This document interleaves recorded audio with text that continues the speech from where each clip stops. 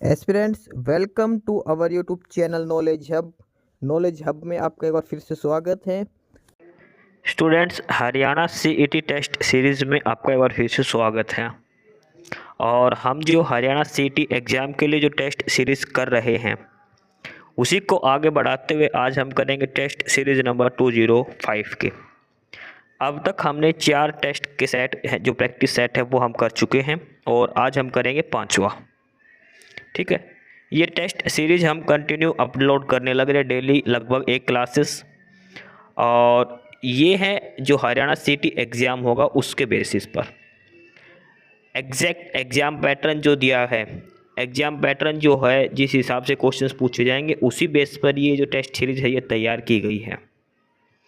Mock test है जो आपको देना है, अटेम्प्ट करना है पेपर से पहले, क्योंकि देखो टॉपिक वगैरह आप कई बार कवर कर चुके होंगे, रिवाइज़ कर चुके होंगे, तो ये जो प्रैक्टिस सेट है ये काफ़ी इंपॉर्टेंट हो जाता है ऐसी स्टेजेस पर आकर, जो आपको ये बताता है कि ओवरऑल आप पे कैसी तैयारी चल रही है।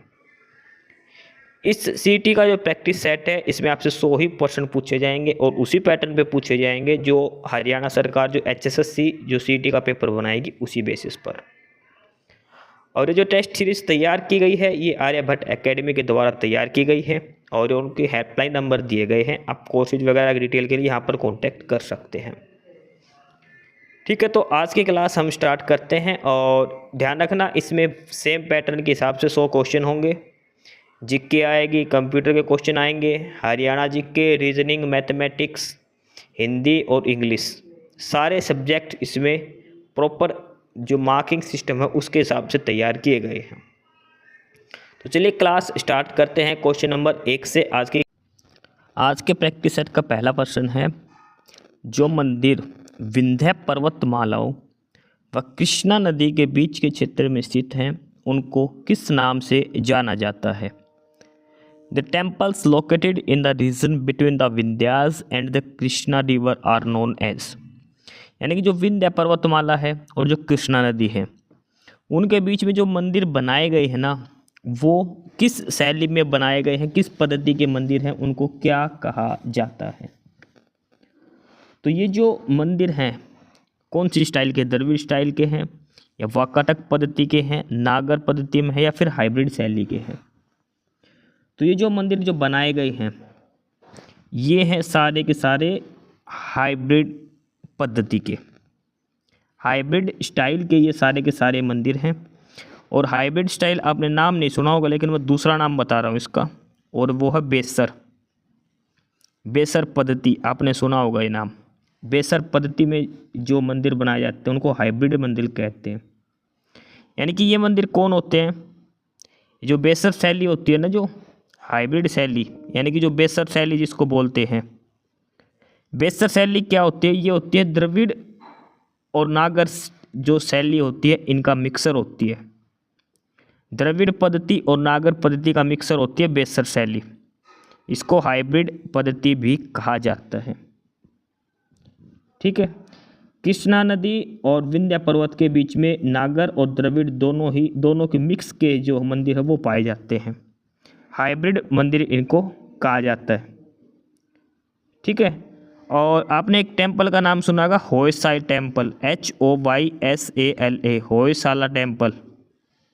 ये सारे इसी पद्धति के उदाहरण हैं। चालुक्य वंशों ने बनाए थे ये। होयसाल, चालुक्य और राष्ट्रकूट के जो शासक थे बादामी और कात्यायनी, उनके द्वारा। ठीक है, ये चीज़ आप ध्यान रख लेना।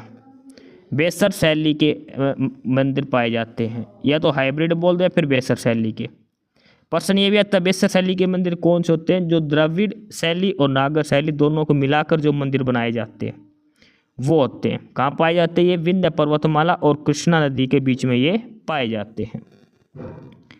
एक ही प्रश्न के अंदर कई प्रश्न आपको ध्यान में रखने ही है। प्रश्न नंबर दूसरा है कि निम्नलिखित में से किस सुल्तान ने द्वितीय सिकंदर का विरोध किया था?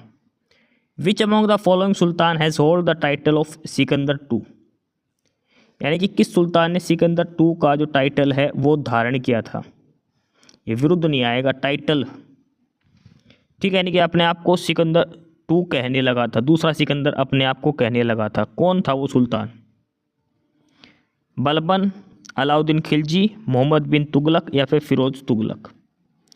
तो जिस सुल्तान ने सिकंदर की उपाधि धारण करी थी, अपने आप को सिकंदर टू कहता था, वो था अलाउद्दीन खिलजी। अलाउद्दीन खिलजी अपने आप को सुल्तान कहता था। अच्छा, अलाउद्दीन खिलजी का कार्यकाल कब था? 1296 से लेकर 1316 ईस्वी तक। ये अलाउद्दीन खिलजी का कार्यकाल था 20 साल का। ठीक है, ये अपने आप को सुल्तान कहा जाता, अलेक्जेंडर टू कहा जाता था अपने आप को, अलेक्जेंडर टू, यानी कि छोटा सुल्तान, दूसरा सुल्तान अपने आप को कहता था ये अलाउद्दीन खिलजी। प्रश्न नंबर 3 है, मुस्लिम लीग के लाहौर अधिवेशन जो 1940 में हुआ था, उसकी अध्यक्षता किसने करी थी? ये पूछा गया मुस्लिम लीग की, ध्यान रखना। आईएनसी कांग्रेस का अलग होता है और ये है मुस्लिम लीग। इसकी अध्यक्षता किसने करी थी? लियाकत अली खान, मोहम्मद अली जिन्ना, चौधरी रजीकुज्जमान और फातिमा जिन्ना। तो इसका जो नेतृत्व किया था वो किया था मोहम्मद अली जिन्ना ने। मुस्लिम लीग का जो लाहौर सेशन हुआ था उसकी अध्यक्षता करी थी मोहम्मद अली जिन्ना ने। अगला है प्रश्न नंबर 4,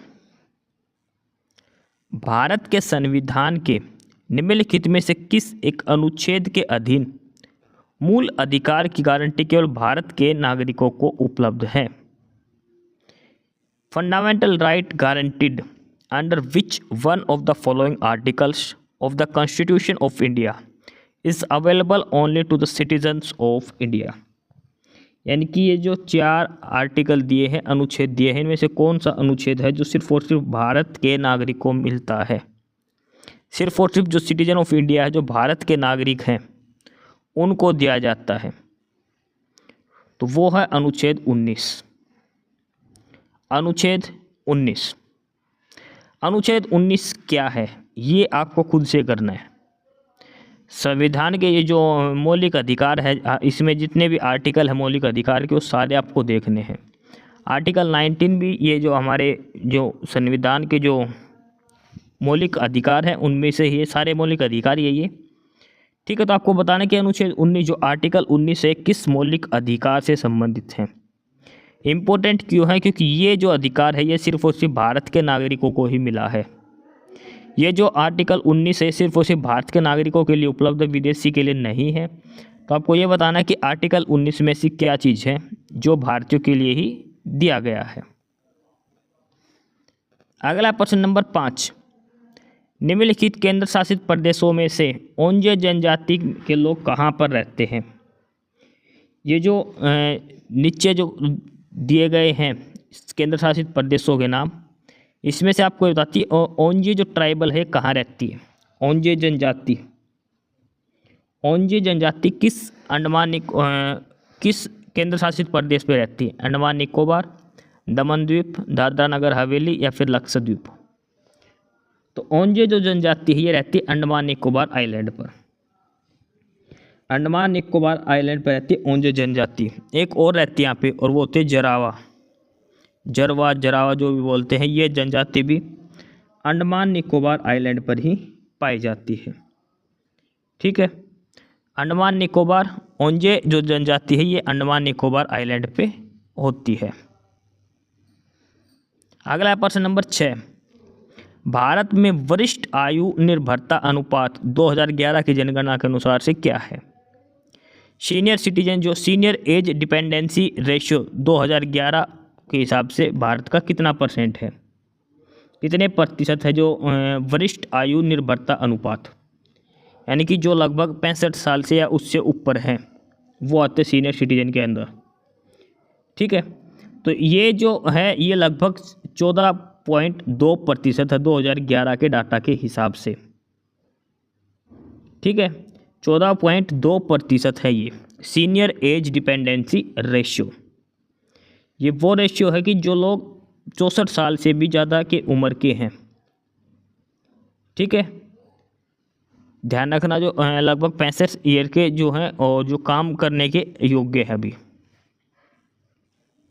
अगला है प्रश्न नंबर 7, धैर्य दृश्य प्रकाश का द्रव्यमान क्या है? जो यानी कि जो बैंड स्पेक्ट्रम है, विजिबल लाइट, जो लाइट जो प्रकाश हम देख रहे हैं ना, उसका तरंग दैर्घ्य कितना होता है?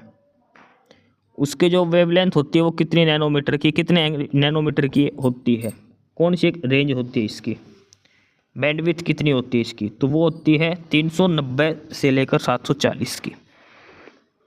390 से लेकर 740 के बीच में इसका जो बैंड स्पेक्ट्रम होता है, विजिबल लाइट जो हम अपने आंखों से जो लाइट दिखती है उसका 390 नैनोमीटर से लेकर 740 नैनोमीटर के बीच में ये होता है हमारा। ठीक है, अगला है प्रश्न नंबर 8। पीतल एक मिश्र धातु है, ब्रास किसका अलॉय है,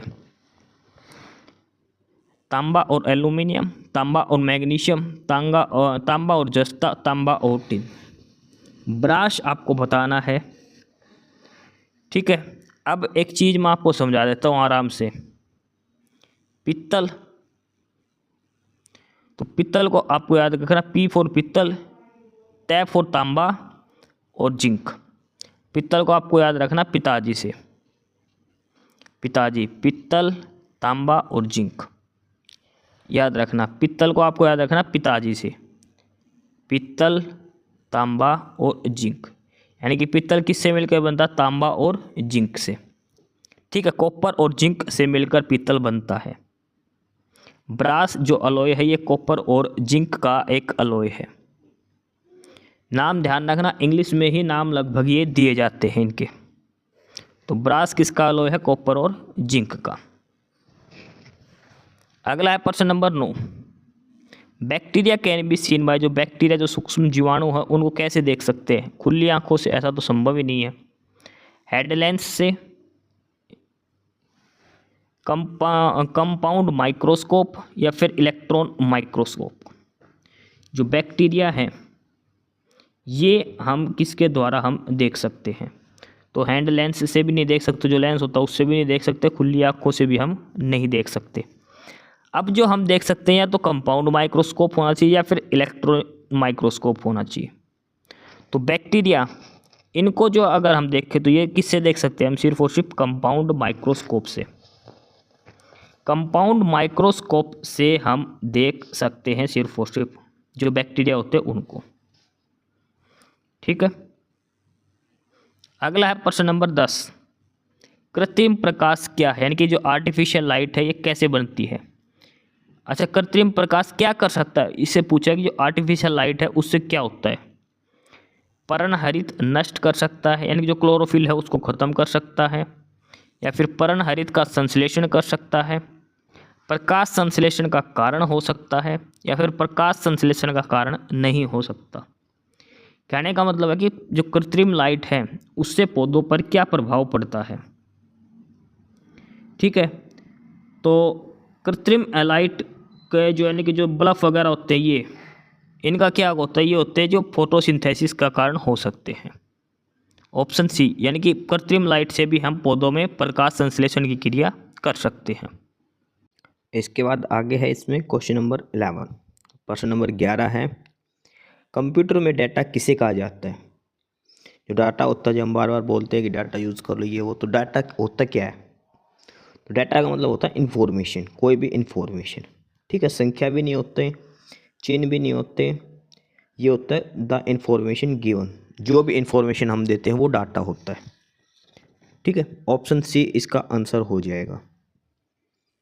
अगला प्रश्न नंबर 12, VGA का फुल फॉर्म क्या है।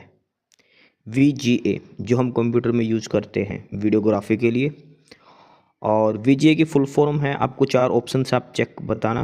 पहला है वेक्टर ग्राफिक एसोसिएशन, दूसरा है वीडियो ग्राफिक्स एसोसिएशन, तीसरा है वेक्टर ग्राफिक एरे, और फोर्थ है वीडियो ग्राफिक्स एरे। तो जो VGA है ये होता है वीडियो ग्राफिक्स एरे। ठीक है, आपने कंप्यूटर में सुना होगा एरे वर्ड, ARRAY एरे। ठीक है, ये एक इंटरफेस होता है पीसी और मॉनिटर के बीच में। ठीक है, वीडियो ग्राफिक एरे। अगला प्रश्न नंबर 13, और ये भी कंप्यूटर से ही दिया है। ठीक है, ध्यान रखना CET के अंदर कंप्यूटर कम से कम 4 से 5 सवाल कंप्यूटर के भी पूछे जाएंगे। कौन सी इकाई प्रोसेसर की नकल करने में सक्षम है और वास्तव में प्रोसेसर से सिस्टम का नियंत्रण करने के लिए है। The blank unit is capable of mimicking the processor and Indeed of taking over control of the system from the processor. इनमें से एक ऐसी कौन सी यूनिट है जो प्रोसेसर की जो नकल करती है और वास्तव में सारे प्रोसेसर जो सारा सिस्टम है उस पर कंट्रोल रखती है? पहला है रैम, रैंडम मेमोरी एक्सेस। दूसरा है इंडेक्स सीक्वेंशियल मेमोरी एक्सेस। तीसरा है सीक्वेंशियल मेमोरी एक्सेस और चौथा है डायरेक्ट मेमोरी एक्सेस। तो ये जो है ये होता है डायरेक्ट मेमोरी एक्सेस, प्रत्यक्ष मेमोरी एक्सेस। ठीक है, ये कंट्रोल करती है रैम और सीपीयू के बीच में, इंडिपेंडेंट होती है इनसे ये। अगला है क्वेश्चन नंबर 14 और इसमें दिया है कि DRDO का स्थापना दिवस कब मनाया जाता है। DRDO होता है defence research development organisation. Defence research development organisation, ठीक है। और DRDO की जो स्थापना हुई थी वो कब हुई थी? वो हुई थी 1 जनवरी को। 1 जनवरी 1958 को DRDO की स्थापना हुई थी, ठीक है। 1 जनवरी 1958 को, ऑप्शन ए इसका आंसर हो जाएगा। अगला है प्रश्न नंबर 15। फरवरी 2024 में डेंगू बुखार के मामलों में वृद्धि के कारण किस देश ने स्वास्थ्य आपातकाल घोषित किया था? यानी कि जो डेंगू जो हुआ था फरवरी 2024 में, तो हेल्थ इमरजेंसी घोषित कर दी थी, किस देश ने करी थी ये? ध्यान रखें 2024 के हिसाब का क्वेश्चन है, ये पूछा जाएगा। 2024 की करंट भी जरूर आएगी, ठीक है। तो किस देश ने डेंगू की वजह से हेल्थ इमरजेंसी यानी कि स्वास्थ्य आपातकाल घोषित करा था? पेरू, बोलिविया, ब्राज़ील या फिर उरुग्वे? तो ये किस देश ने घोषित करा था? ये करा था ब्राज़ील ने। ब्राज़ील ने डेंगू बुखार के मामलों में वृद्धि के कारण स्वास्थ्य आपातकाल की घोषणा करी थी ब्राज़ील ने। अगला है प्रश्न नंबर 16। किस शहर को भारत की वाणिज्यिक राजधानी के रूप में जाना जाता है? वाणिज्यिक राजधानी यानी कि कॉमर्शियल कैपिटल, जो बिजनेस कैपिटल जो होती है व्यापार की दृष्टि से। तो वाणिज्यिक राजधानी किसे कहा जाता है? बेंगलोर, चेन्नई, मुंबई या फिर न्यू दिल्ली? तो वाणिज्यिक राजधानी जो कहा जाता है वो कहा जाता है मुंबई को। सबसे ज़्यादा जो व्यापार होता है इंडिया में वो मुंबई के थ्रू ही होता है विदेशों से, ठीक है। और भारत की जीडीपी का 5% हिस्सा मुंबई अकेले से मुंबई से होता है, इसलिए इसको जो कॉमर्शियल कैपिटल और साथ के साथ इसको क्या कहा जाता है? भारत की फिनेंशियल कैपिटल भी कहा जाता है, वित्तीय राजधानी। फाइनेंशियल बोल तो फिनेंशियल बोल दीजिए, वित्तीय राजधानी या वाणिज्यिक राजधानी, ये मुंबई को कहा जाता है, ठीक है। मुंबई के अंदर अलग अलग जो हेड ऑफिस है, जो RBI हो गया, ठीक है, Bombay stock exchange, national stock exchange, ये सारे कुछ यहीं पर ही है मुंबई के अंदर। अगला है प्रश्न नंबर 17। जो मिड डे मील स्कीम है वो किस मंत्रालय के अंतर्गत आती है? Mid day meal scheme, mid day meal scheme मतलब जो दोपहर में जो स्कूल में जो खाना खिलाया जाता है बच्चों को, वो मिड डे मील स्कीम ये किस मिनिस्ट्री के अंतर्गत, किस मंत्रालय के अंतर्गत आती है? ये बढ़िया प्रश्न है क्योंकि इसके ऑप्शन सारे एक जैसे हैं। पहला कि सामाजिक न्याय और अधिकारिता मंत्रालय, दूसरा है स्वास्थ्य एवं परिवार कल्याण मंत्रालय, इसके बाद तीसरा ऑप्शन है महिला एवं बाल विकास मंत्रालय और चौथा है शिक्षा मंत्रालय। मिड डे मील स्कीम जो बच्चों को जो भोजन दिया जाता है स्कूल में, ये, और ये किस मिनिस्ट्री के अंदर आता है? ये आता है मिनिस्ट्री ऑफ एजुकेशन, शिक्षा मंत्रालय के अंतर्गत आता है, ठीक है। और मिड डे मील स्कीम का अब नाम बदल दिया गया है, ये इंपॉर्टेंट है। इसमें मिड डे मील स्कीम का रीनेम कर दिया गया है, नाम बदल दिया गया है मिड डे मील स्कीम का। और नया नाम जो हो चुका है इसका वो हो गया प्रधानमंत्री पोषण योजना, PMPY, प्रधानमंत्री पोषण योजना, प्रधानमंत्री पोषण योजना, ठीक है। ये मिड डे मील स्कीम का नया नाम हो चुका है। अच्छा, मिड डे मील शुरू कब हुई थी? तो ये हुई थी 15 अगस्त 1995 को। 15 अगस्त 1995 से ये शुरू हुआ थी भारत के अंदर वर्तमान में इसका नाम है प्रधानमंत्री पोषण योजना। ठीक है, और इसका जो टारगेट है कक्षा 1 से लेकर 8वीं तक के बच्चों को भोजन देने का, जो स्कूल के अंदर। ठीक है, और ये सेंट्रल गवर्नमेंट और स्टेट गवर्नमेंट दोनों के मिल के चलती है, मतलब कुछ कंट्रीब्यूशन सेंट्रल गवर्नमेंट का, कुछ स्टेट गवर्नमेंट, दोनों का होता है इसके अंदर। मिड डे मील स्कीम, इसका नया नाम याद रखना, प्रधानमंत्री पोषण योजना। प्रश्न नंबर 18 है, भारत में लिग्नाइट कोयले का सबसे बड़ा उत्पादक राज्य कौन सा है? Which state is the largest producer of lignite coal? कोयला जो होता है 4 प्रकार का, उसमें से लिग्नाइट कोयले का पूछा है। लिग्नाइट कोयला सबसे अधिक किस राज्य में होता है? आंध्र प्रदेश, तेलंगाना, तमिलनाडु और झारखंड। तो लिग्नाइट जो कोयला होता है सबसे ज़्यादा वो होता है तमिलनाडु के अंदर। अच्छा, सबसे बेस्ट क्वालिटी का कोयला कौन सा होता है? वो होता है एंथ्रासाइड। ठीक है, एंथ्रासाइड, बिटुमिनस, लिग्नाइट, तो सबसे बेस्ट होता है एंथ्रासाइड कोयला। तो ये तमिलनाडु के अंदर कौन सा पाया जाता है? लिग्नाइट जो है वो पाया जाता है। अगला प्रश्न है, ये अब यहाँ से हरियाणा जीके शुरू हो जाती है, मान के चलिए। ये नेशनल जीके का भी है और हरियाणा जीके दोनों में ये क्वेश्चन, क्योंकि इसका आंसर हरियाणा है। ठीक है, प्रश्न है कि राज्य के सरकारी कार्यालयों में आधार सक्षम बायोमेट्रिक उपस्थिति प्रणाली का इस्तेमाल लागू करने वाला देश का पहला राज्य कौन सा है? यानी कि AEBAS, आधार इनेबल्ड बायोमेट्रिक अटेंडेंस सिस्टम। जो भी गवर्नमेंट जॉब है उनको पता होगा कि आपको जाते ही आपको अंगूठा लगाना पड़ता है अटेंडेंस के लिए, तो वो बायोमेट्रिक अटेंडेंस बोलते हैं, जिसको आधार कार्ड से लिंक होती है, वो आधार कार्ड से कनेक्ट होती है। तो ये सबसे पहले जो लागू करने वाला भारत के अंदर पहला जो स्टेट बना था ये है हरियाणा। हरियाणा सबसे पहले ये लागू करा था। ठीक है, आधार इनेबल्ड बायोमेट्रिक अटेंडेंस सिस्टम। आपको अटेंडेंस के लिए रजिस्टर में हाजिरी लगाने की जरूरत नहीं है, आपको जाओ और अपना अंगूठा लगाओ, नोट हो जाएगा। ये है हरियाणा के अंदर। अगला है प्रश्न नंबर 20।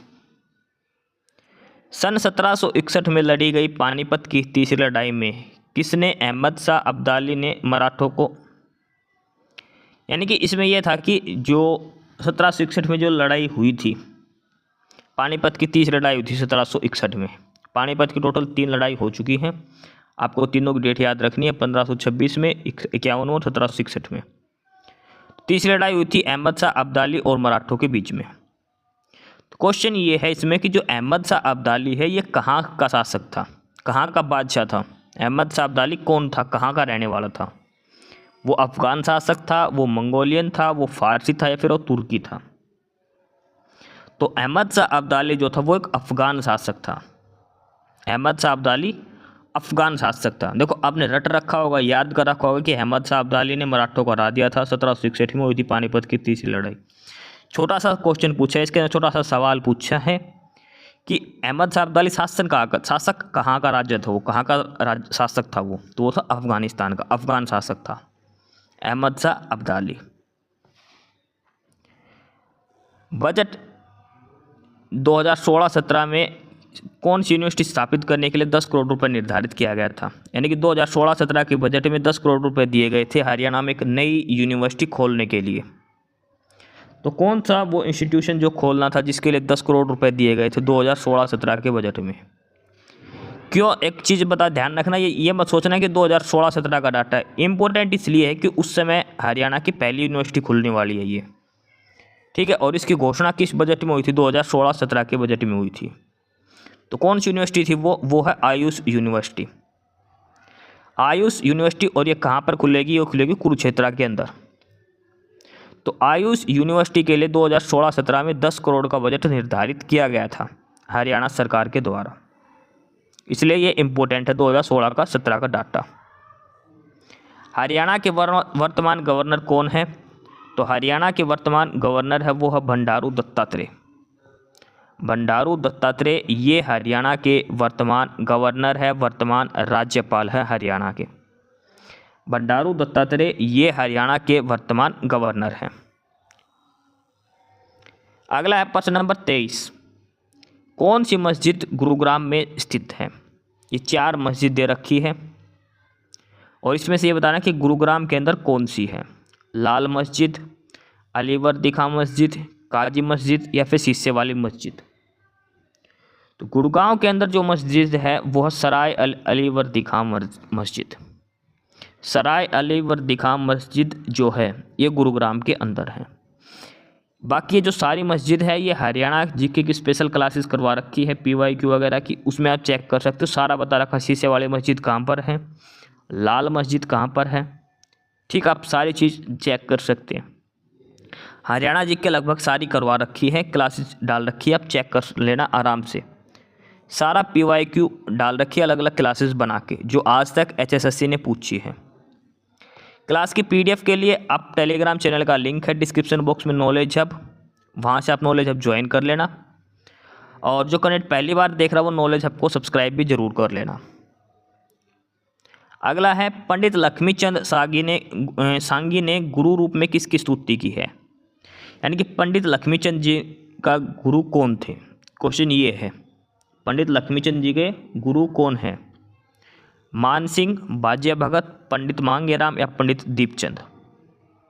तो पंडित लक्ष्मीचंद जी के जो गुरु हैं वो हम मान सिंह। कौन है, मान सिंह। ऑप्शन ए इसका आंसर हो जाएगा। अगला है प्रश्न नंबर 25, बेटी बचाओ बेटी पढ़ाओ अभियान की नई ब्रांड एम्बेसडर कौन बनाए गए थे, परिणीति चोपड़ा, साक्षी मलिक, PV सिंधु या दीपा कर्माकर।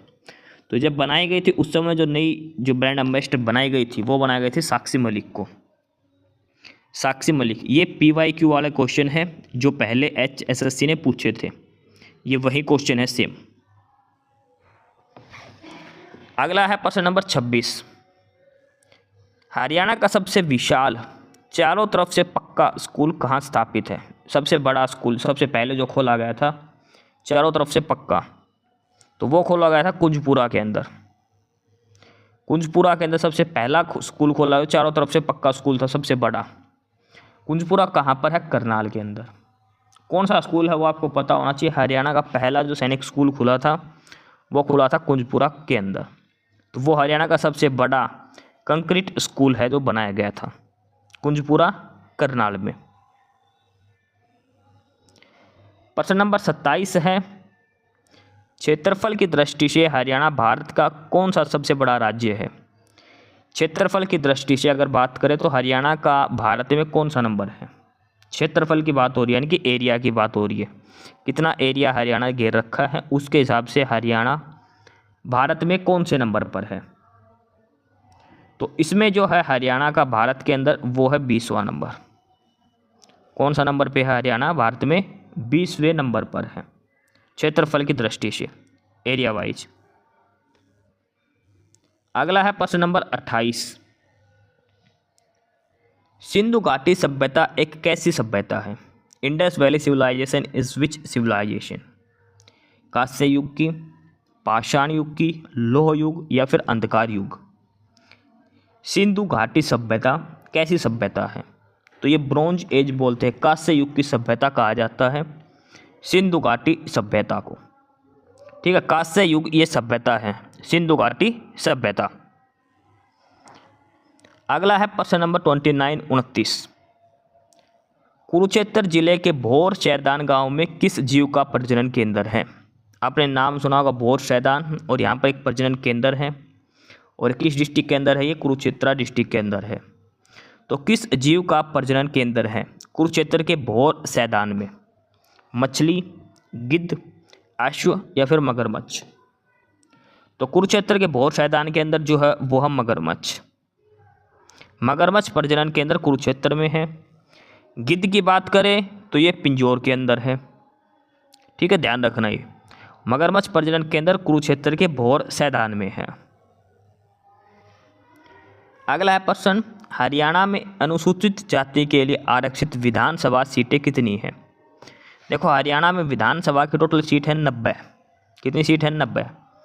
90 में से ये पूछा कि SC कैटेगरी के लिए रिजर्व सीट कितनी है, तो 90 में से 17 सीट हैं जो SC कैटेगरी के लिए रिजर्व की गई है।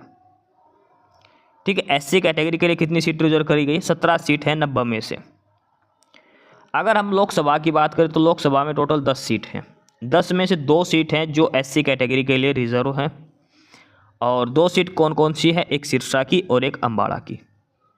ये 2 सीटें हैं जो SC कैटेगरी के लिए रिजर्व हैं लोकसभा के अंदर हरियाणा से। हरियाणा में राज्यसभा की सीट कितनी है, 5, लोकसभा की 10, विधानसभा की 90।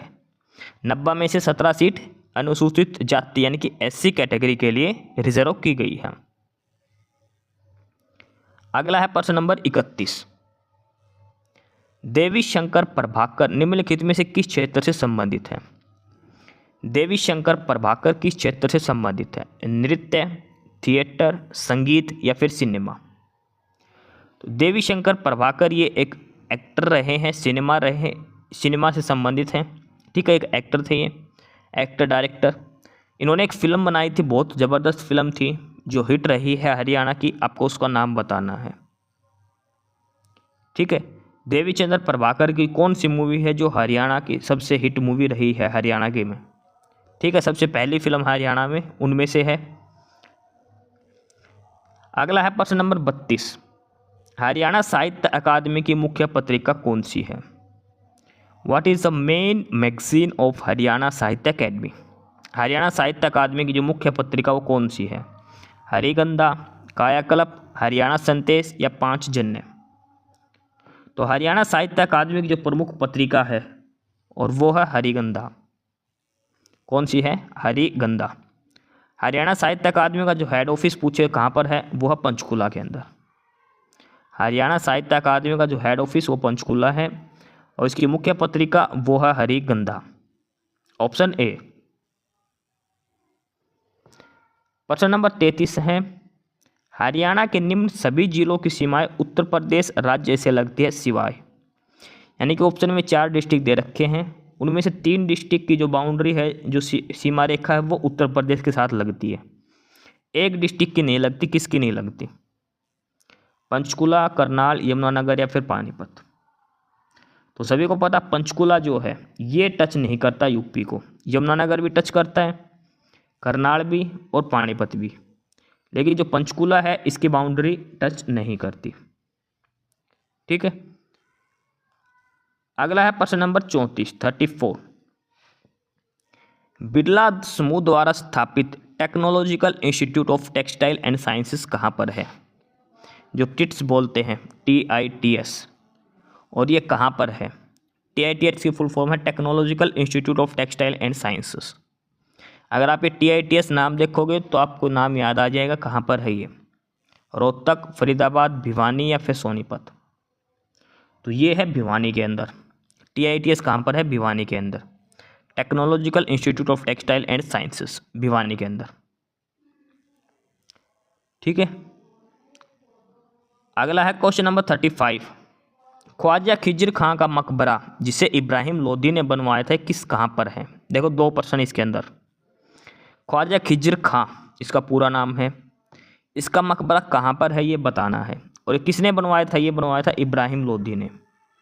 खिज्र खां का मकबरा किसने बनवाया था, इब्राहिम लोदी ने बनवाया था, और ये कहाँ पर बनवाया था, नारनौल, पानीपत, सोनीपत या फिर हिसार। तो खिज्र खां का मकबरा जो है ये सोनीपत के अंदर बनवाया गया था, सोनीपत में। प्रश्न नंबर 36 है। हरियाणा के इस शहर को इस्पात शहर कहा जाता है, यानी कि स्टील सिटी ऑफ हरियाणा किसे कहा जाता है, स्टील सिटी ऑफ हरियाणा किसे कहा जाता है। और पहले मैं रीज़न बता देता हूँ, आपको आंसर याद हो जाएगा। और एक कहा जाता है जिंदल स्टील्स की वजह से, जिंदल स्टील्स की वजह से इसे हरियाणा का स्टील सिटी कहा जाता है। किसे कहा जाता है, गुड़गांव, भिवानी, हिसार या फिर कैथल। तो स्टील सिटी ऑफ हरियाणा की अगर बात करें तो वो है हिसार। हिसार जिंदल स्टील्स की वजह से, जिंदल स्टील्स पूरे वर्ल्ड में फेमस है, इस वजह से सबसे ज़्यादा स्टील भी हरियाणा में यही होता, तो हरियाणा का स्टील सिटी कहा जाता है हिसार को। प्रश्न नंबर 37 है। किस उत्सव को बासोड़ा भी कहा जाता है, बासोड़ा उत्सव किसे कहा जाता है। ध्यान रखना बासोड़ा जो त्यौहार है ये होली के बाद में आता है, ठीक है। निर्जला एकादशी, तीज, होली या सीली सातम, तो ये होता है सीली सातम। बासोड़ा सीली सातम भी कहा जाता है। अगला है प्रश्न नंबर 38। प्रश्न नंबर 38 है कि फरीदाबाद के पास बड़खल झील किस पर्वतमाला के किनारे पर स्थित है।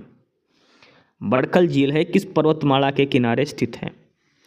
अरावली पर्वत, सतपुड़ा पर्वत, विंध्या पर्वत या हिंदकुश पर्वत।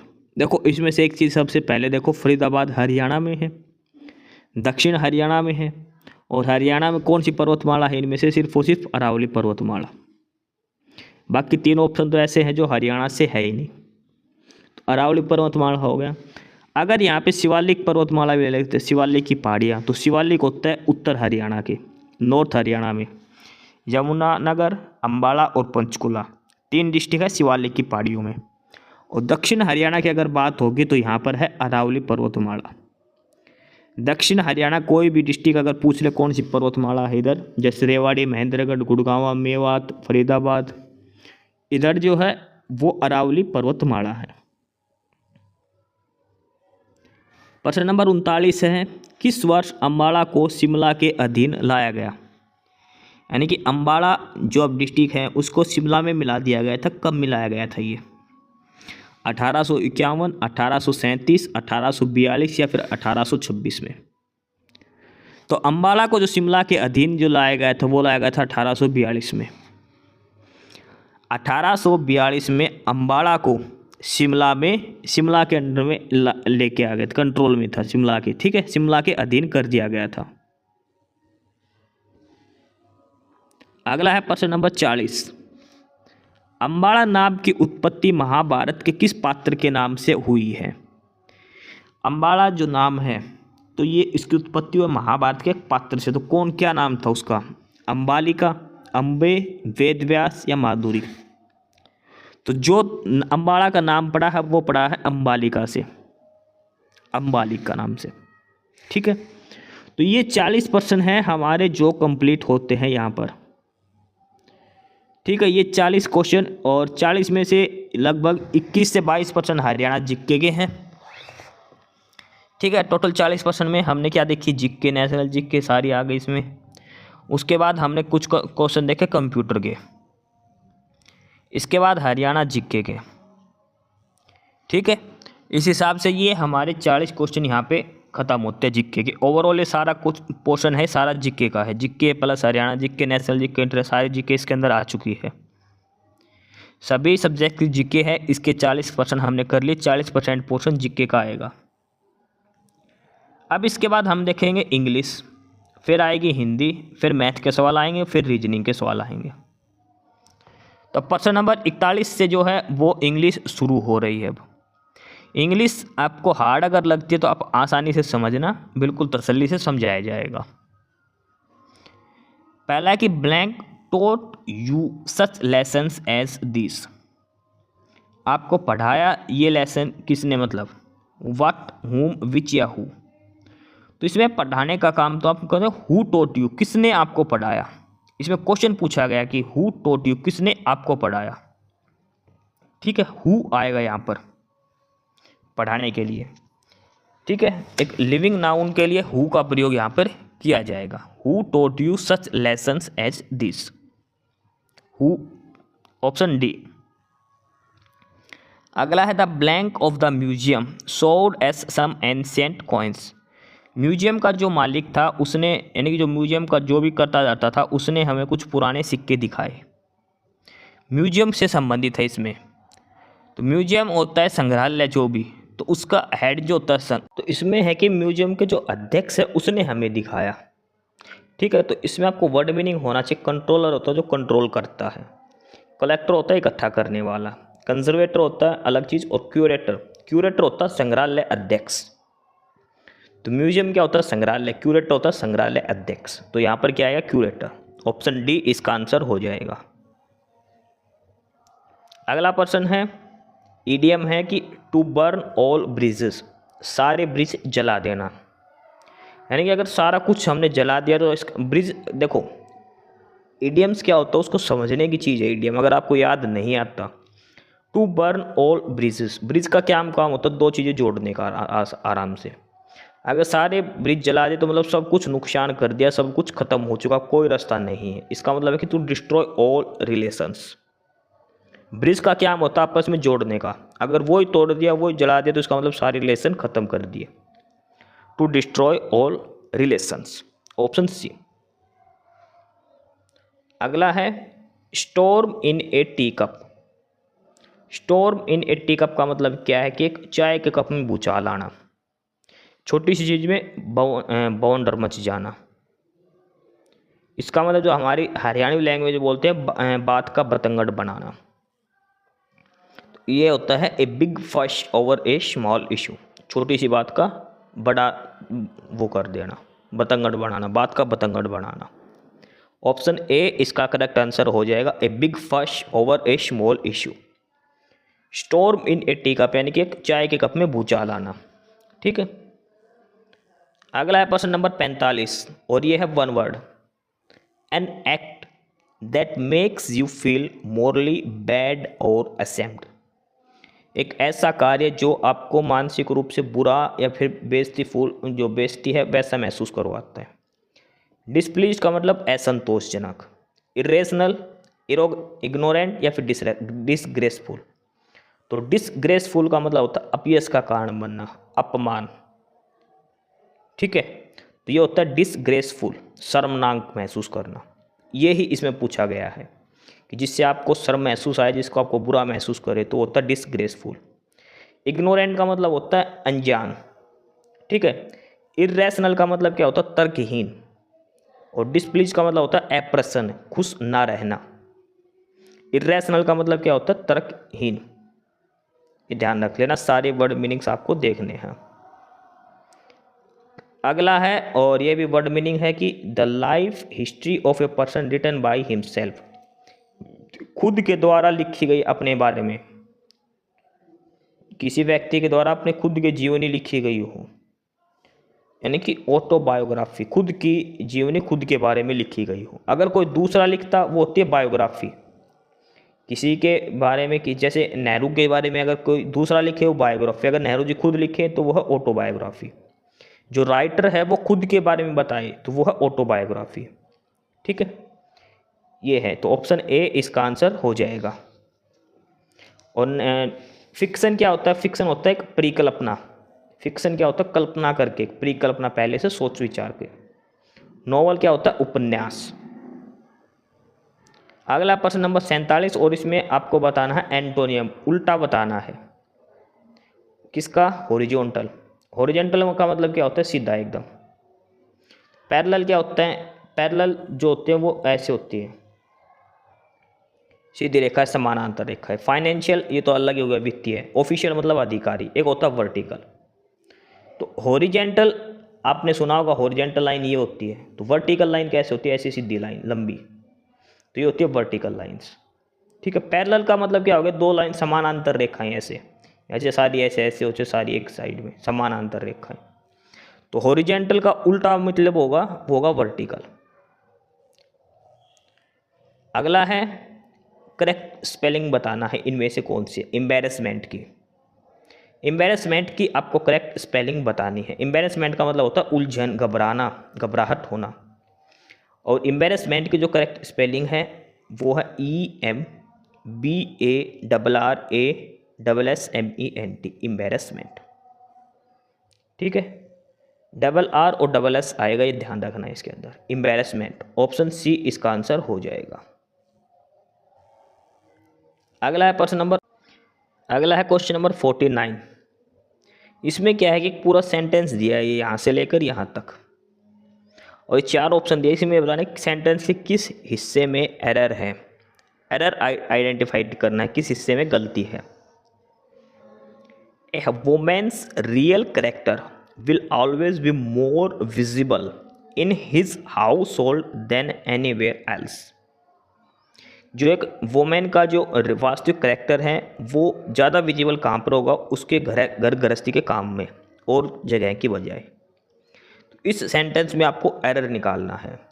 रियल कैरेक्टर में एरर है क्या, या इसमें एरर है। ये 4 वर्ड दे रखे, इनमें किस पर एरर है, किस जगह पे। Real character, women's real character सही है। देन एनीवेयर हेल्स ये भी सही है। विल ऑलवेज यहाँ पर गलती है, ऑप्शन सी में छोटी सी गलती है, आप देखते ही पहचान जाओगे। और वो है हिज की।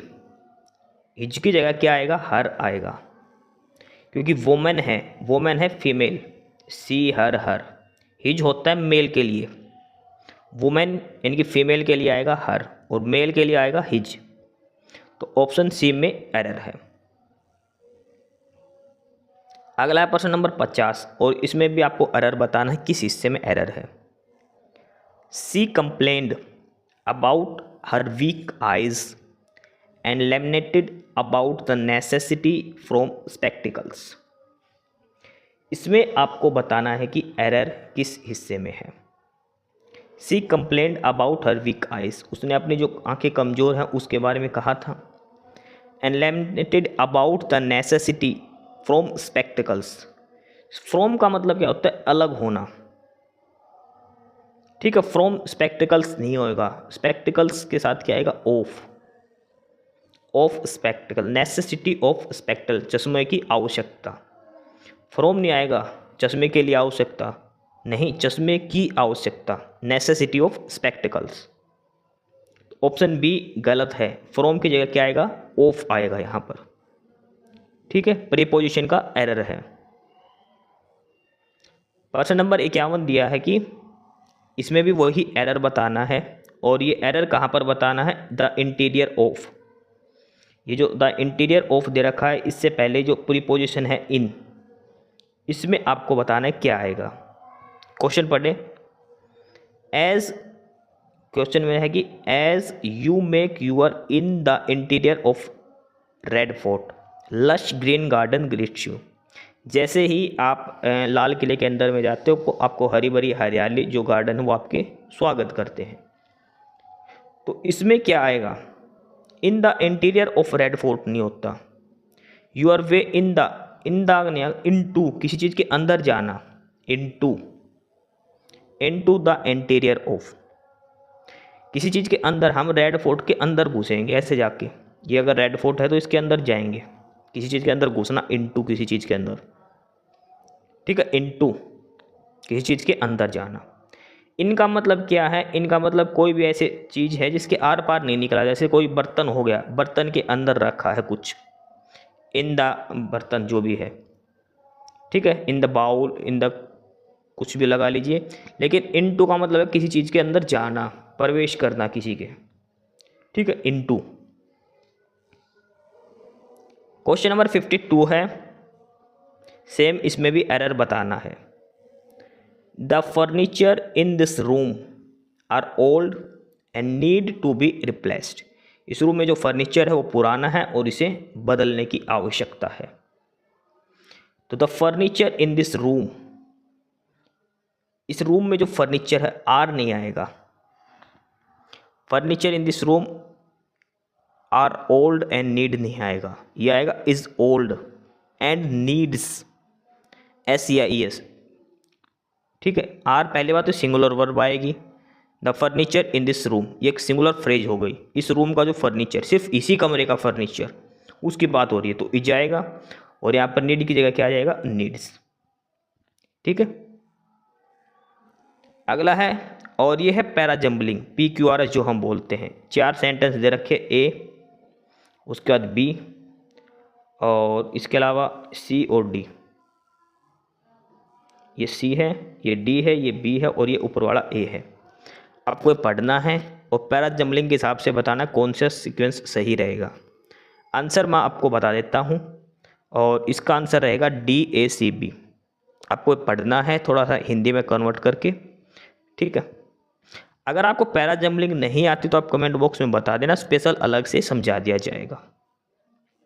सेम है क्वेश्चन नंबर 54 में भी, पैरा जम्बलिंग का है ये भी, ABCD का, और ये एंशिएंट पैसेज का। ठीक है, तो 15 क्वेश्चन कंप्लीट होते हैं इंग्लिश के।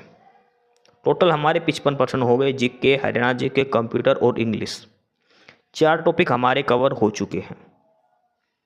ये जो प्रश्न है, ये एंशिएंट जो एक पैराग्राफ देते हैं उसमें से आंसर छांटने के लिए, ये आपको सिर्फ प्रैक्टिस के लिए बताया गया है कि वो पैराग्राफ भी आपके पेपर में आएगा, इसलिए क्वेश्चन नंबर 55 दिया है। अब प्रश्न नंबर 56 से हम शुरू करते हैं, और यहाँ से शुरू होती है हमारी हिंदी। 56 हिंदी।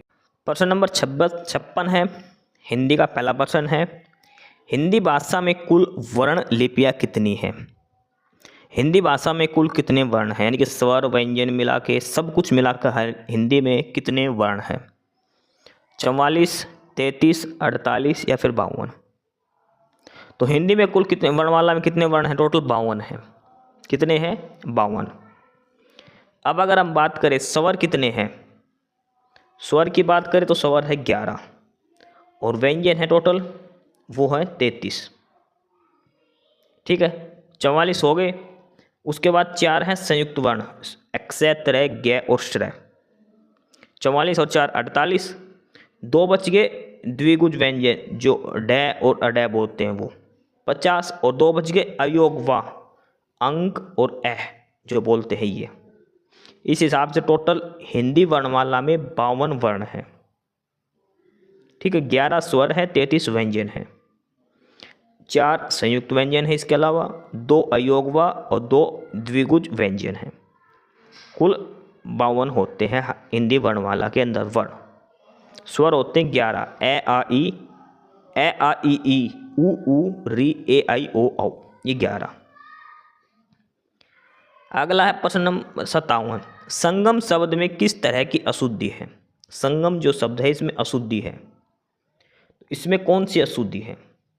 देखो संगम वैसे तो दिखने में सही लग रहा है, लेकिन संगम ऐसे लिखा जाएगा, चंद्र बिंदु नहीं आएगा, ऊपर सिर्फ बिंदी आएगी, चंद्र बिंदु नहीं आएगा। तो ये कौन सी बिंदी होगी, ये कौन सा जो अशुद्धि है? तो ये होती है अनुनासिक। अनुनासिक जो ऊपर ये बिंदी वाले होते हैं, चंद्र बिंदु वाले, ये अनुनासिक। अगला है प्रश्न नंबर 58, सवाल है कि संज्ञा का भेद नहीं होता। संज्ञा के 3 भेद होते हैं, व्यक्तिवाचक, जातिवाचक और भाववाचक। एक निजवाचक है, ये सर्वनाम का भेद है, संज्ञा का नहीं है। निजवाचक सर्वनाम होता है, संज्ञा नहीं होती। 58 का ऑप्शन सी आ जाएगा कि जो संज्ञा का कौन सा भेद नहीं होता? निजवाचक। निजवाचक एक सर्वनाम होता है।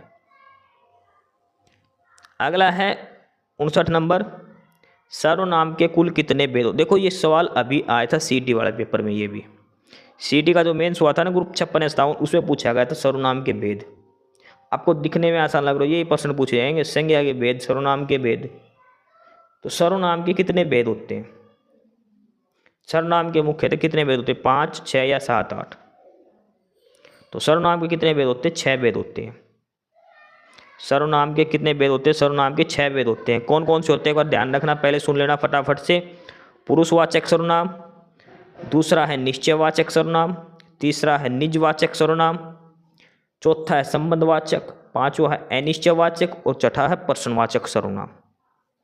सर्वनाम कितने हो गए? 6। पुरुषवाचक, निश्चयवाचक, निजवाचक, संबंधवाचक, अनिश्चयवाचक और प्रश्नवाचक। सर्वनाम के कुल 6 भेद होते हैं। ठीक है, जो ऊपर था ना निजवाचक, ये भी सर्वनाम का ही भेद होता, संज्ञा का भेद नहीं होता ये। अगला है प्रश्न नंबर 60, लूट धातु से कौन सा विशेषण है? 4 वर्ड है जो लूट से बने हैं, एक धातु है लूट, तो विशेषण कौन सा है इसमें? लूटना, लुटेरा, लुटाना या लुटना? तो लूट धातु से जो बना है विशेषण, यानी कि लूट करने वाला, विशेषण क्या होगा? तो विशेषण बनेगा लुटेरा। लुटेरा यानी कि लूटने वाला, लुटेरा। ठीक है, ये विशेषण है। अविकारी शब्द बताना है। अविकारी शब्द क्या होता है? संज्ञा, सर्वनाम, विशेषण या फिर अव्यय। तो अविकारी शब्द क्या होते हैं? जिस पर लिंग, वचन, कारक आदि के अनुसार कोई परिवर्तन नहीं होता हो। अविकार यानी कि जिसमें कोई विकार ना हो, मतलब लिंग से कोई, मतलब मेल, पुल्लिंग, स्त्रीलिंग कोई फर्क नहीं पड़ता, एक वचन, बहुवचन कोई फर्क नहीं पड़ता, कारक से कोई फर्क नहीं पड़ता, तो वो होता है अव्यय।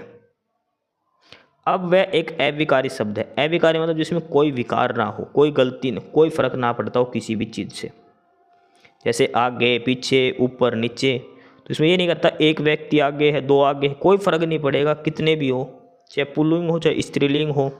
ठीक है, चाहे बुरा आदमी आगे हो चाहे अच्छा आदमी आगे हो, तो ना तो विशेषण का फर्क पड़े, ना किसी चीज़ का कोई फर्क नहीं पड़ता उस पर, पुल्लिंग स्त्रीलिंग का। तो होते अव्यय, अविकारी शब्द।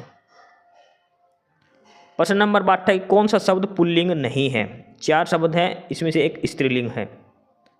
कौन सा है जो स्त्रीलिंग है? सूर्य भी पुल्लिंग है, अमरूद भी और छाता भी। स्त्रीलिंग शब्द कौन सा है? बनावट। बनावट, जैसे दरवाजे की बनावट अच्छी है, अच्छी यानी जो स्त्रीलिंग के लिए प्रयोग करते हैं। ठीक है, बनावट हो गया, सजावट हो गया, लिखावट हो गया, ये सारे स्त्रीलिंग हैं। इनमें कॉमन क्या है? आहट। आहट जो होता है ना, इनमें जो कॉमन आवट और आहट, इसमें आवट है, कुछ में आहट है, ये सारे स्त्रीलिंग होते हैं। ठीक है, बनावट, मुस्कुराहट, लिखावट, तो ये सारे आहट और आवट वाले। आवट जैसे इसके अंदर है लास्ट में, और एक होता है आहट। ये जो प्रत्यय होते हैं ना, आवट और आहट प्रत्यय वाले, ये सारे स्त्रीलिंग होते हैं। ठीक है, तो इसमें हो जाएगा बनावट स्त्रीलिंग है। प्रश्न नंबर 63 है, कर्ता कारक वाला वाक्य छाटिए। कर्ता मतलब कर्ता कारक कौन सा? तो ने, कर्ता ने, तो जिसमें ने हो। देखो शीला को, ये देखो को किस में होता है? कर्म कारक में। शीला को, विमा को, कर्ता ने, कर्म का क्या चिन्ह होता है? को, तो ये दोनों तो हो गए कर्म कारक। हमने बताया कर्ता कारक। मोहन को जाना है, शाम को मत आना। शाम को मत आना, ये भी ठीक है। इसमें मोहन को जाना है या फिर मोहन ने जाना है, सिर्फ अकेला ही व्यक्ति है, इसमें अकेला ही क्रिया करने वाला है, कोई इसमें कर्म नहीं है, कोई इसमें कुछ नहीं है, कर्ता है और क्रिया है, तो ये हो गया कर्ता कारक। ठीक है, कर्ता कारक, बाकी सारे क्या हैं? कर्म कारक हैं ये। प्रश्न नंबर 63। प्रश्न नंबर 64, अगला है क्वेश्चन नंबर 64, 64 नंबर, और यह कि अंगोच्छा किसका तद्भव शब्द है? अंगोच्छा जो शब्द है ये किस शब्द का तद्भव स्वरूप है? यानी कि एक तत्सम शब्द आपको बताना है इनमें से जिसका तद्भव शब्द होता है अंगोच्छा। ऑप्शन है अंगप्रोच्छा, अंत्र, अंगरखा या अंग्रहायन। तो अंगोच्छा ये एक तद्भव शब्द है और इसका तत्सम शब्द क्या होगा? अंगप्रोच्छा। तत्सम शब्द क्या है इसका? अंगप्रोच्छा है।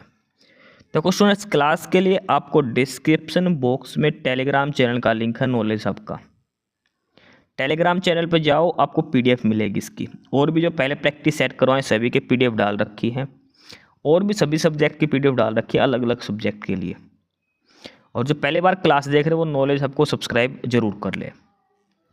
एक चीज़ और याद रखना, तत्सम और तद्भव शब्द की एक 2 मिनट की वीडियो है, 2 मिनट की भी नहीं, 1 ही मिनट की वीडियो है, वो भी नॉलेज हब पर अपलोड की जाएगी। उसमें सिर्फ आपको बेसिक डिफरेंस बताया जाएगा तत्सम और तद्भव शब्द के बीच में। ठीक है, आप चेक कर लेना, वो आपको मिल जाएगी नॉलेज हब पर। अगला है प्रश्न नंबर 65, और यह है कि असुरक्षित जो शब्द है इसमें कौन सा उपसर्ग है? देखो पहला तो ये देखो उपसर्ग क्या होता है? जो आगे लगते हैं।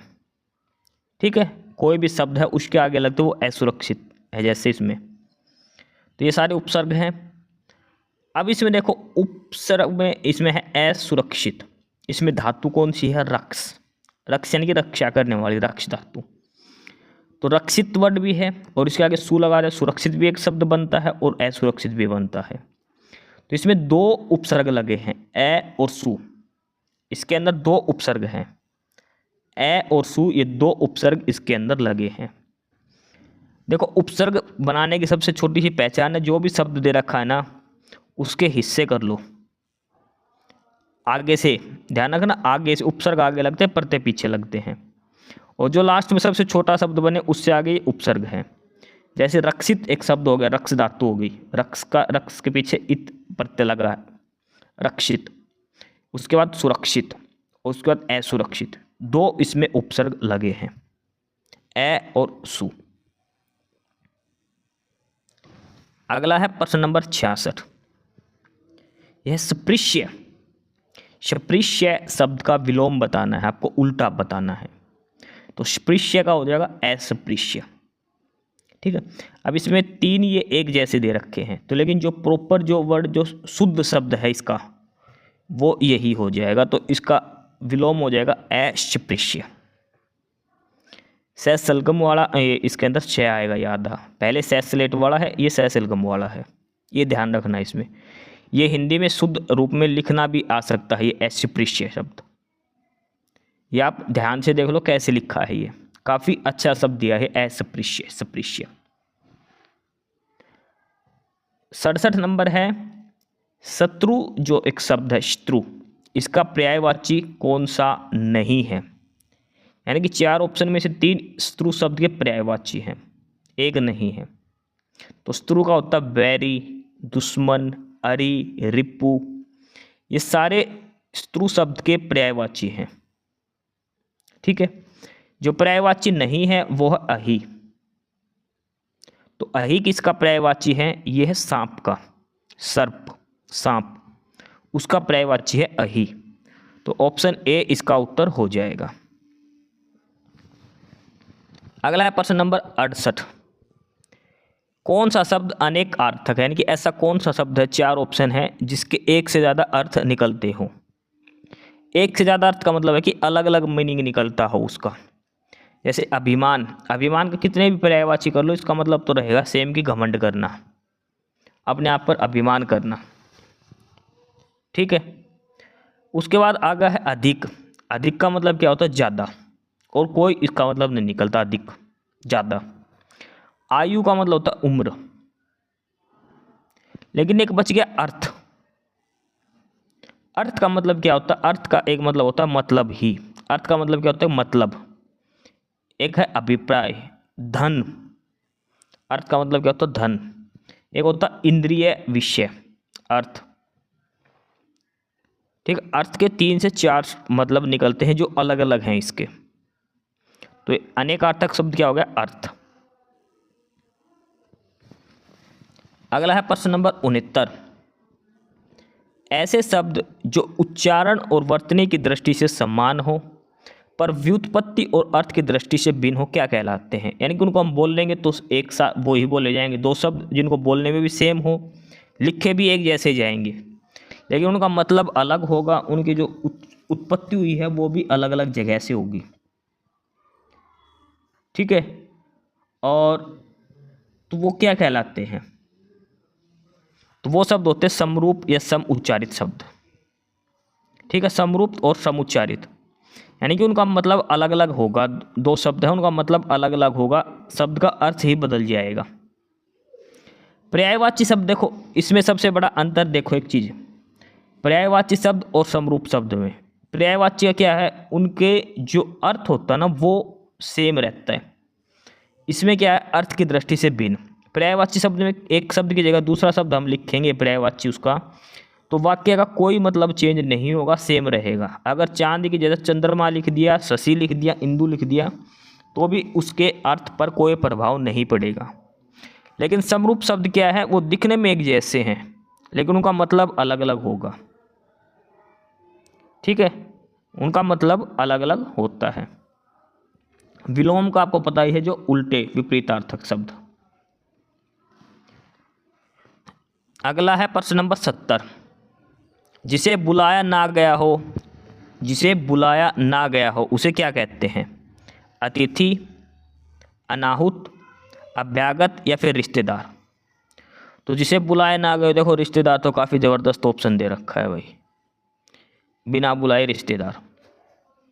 तो जिसे बुलाया ना गया हो वो क्या होता है? अनाहुत। जिसे बुलाया ना गया हो वो होता है अनाहुत। तो ये हमारे यहाँ पर 70% हो गए। इस प्रैक्टिस सेट के हमने 70 क्वेश्चन कर लिए हैं, और ये हमारे जो 15% जो हिंदी के थे वो हमने देख लिए सारे के सारे। उपसर्ग, प्रत्यय, पर्यायवाची शब्द, विलोम शब्द, अनेकार्थक शब्द, सभी जो ग्रामर होती है, जो व्याकरण है हिंदी व्याकरण, उसके आधार पर ये हिंदी के जो 15% थे वो हमने देखे हैं। ठीक है, हमारे प्रैक्टिस सेट के 70% हो चुके हैं। अब 15 सवाल आएंगे मैथ के और 15 आएंगे रीजनिंग के। अब हमारे 30 सवाल बचते, प्रैक्टिस सेट के हमारे 100 क्वेश्चन हो जाएंगे पूरे के पूरे। जीके कर ली, कंप्यूटर कर लिया, हरियाणा जीके कर ली, इंग्लिश और हिंदी कर ली। अब करते हैं प्रश्न नंबर 71 से गणित के सवाल शुरू। देखो पेपर में बेसिक अर्थमेटिक ही आएगा, पेपर में ध्यान रखना, ज़्यादा एडवांस मैथ नहीं आएगा। प्रश्न नंबर 71 है, ये गणित का सवाल है। यहाँ से गणित शुरू होता है, 15 सवाल आएंगे, यानी कि 85 सवाल तक। सबसे बड़ी संख्या जिससे 1861 और 2039 को विभाजित करने पर क्रमशः 7 और 5 शेषफल रह जाता है। यानी कि ऐसी संख्या बतानी है 4 ऑप्शंस में से। इससे अगर भाग करेंगे, जैसे सपोज करो 18 ले लिया, 1861 को अगर हम 18 से भाग करेंगे तो 7 शेष बचना चाहिए, और 2039 को अगर 18 से भाग करेंगे तो 5 शेष बचना चाहिए। तो ये 4 संख्याएं दे रखी है, इसमें से सबसे बड़ी संख्या पूछिए कौन सी है जो इन दोनों से अगर भाग दे तो 7 और 5 शेष रह जाता है।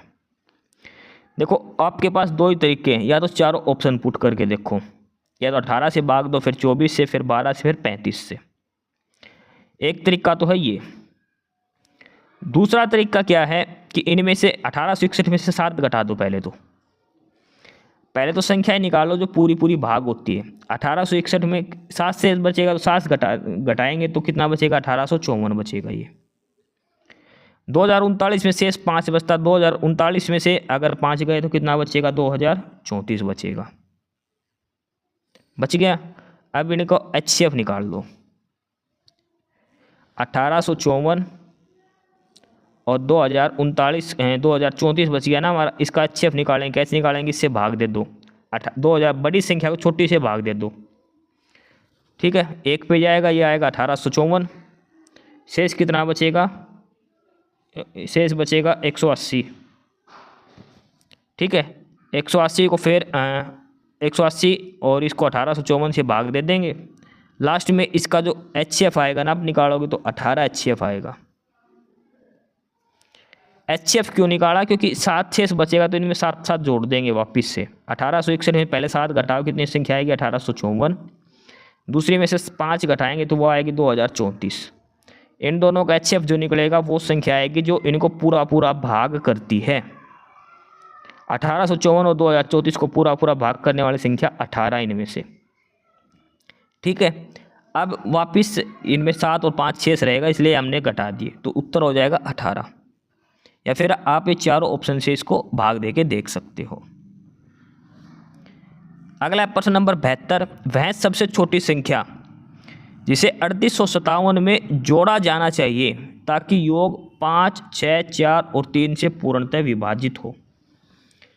प्रश्न देखो आप, इसमें क्या पूछा है, ध्यान से देखो ये सवाल कि 5, 6, 4 और 3 से पूर्ण रूप से भाग होना चाहिए सम। तो 5, 6, 4, 3 से भाग होने का मतलब पहले तो इनका एलसीएम ले लो, वो संख्या निकालो जो इनसे पूरा पूरा भाग होती हो। तो 3, 4, 5 और 6 इनका एलसीएम क्या आएगा, इनका एलसीएम आएगा 60। यानी कि इस संख्या में क्या जोड़े कि वो पूरे रूप से 60 से भाग हो, 60 का मल्टीपल हो, ठीक है। 3857 में तो पहले 3857 को 60 से भाग देकर देख लो। 3857 को अगर हम 60 से भाग देंगे तो शेष हमारा बच जाएगा लास्ट में कितना, 17 शेष बचेगा, ठीक है। यानी कि इस संख्या में हमारा 17 शेष बच रहा है लास्ट में। तो 60 में से 17 घटाएंगे तो कितना कम है, 43। अगर इसमें हम 43 और जोड़ देंगे तो ये संख्या 3, 4, 5, 6 से पूरा पूरा भाग हो जाएगी। 3853 है, पहले इसका एलसीएम लो, वो आएगा 60। इसको 60 से भाग देंगे तो शेष आएगा 17, ठीक है। 17 फालतू है। अगर ये पूछता कितना घटाएं तो 17 घटा देते, क्योंकि हमारे पास 17 फालतू बच गया। लेकिन इसने कहा कि पूरा पूरा भाग होना चाहिए सम, तो इसको पहले 60 से 60 बनाना पड़ेगा 17 को। तो 17 को 60 बनाने के लिए इसमें 43 जोड़ेंगे, ठीक है। तो सबसे छोटा नंबर जो इसमें ऐड करना पड़ेगा वो 43 ऐड करना पड़ेगा।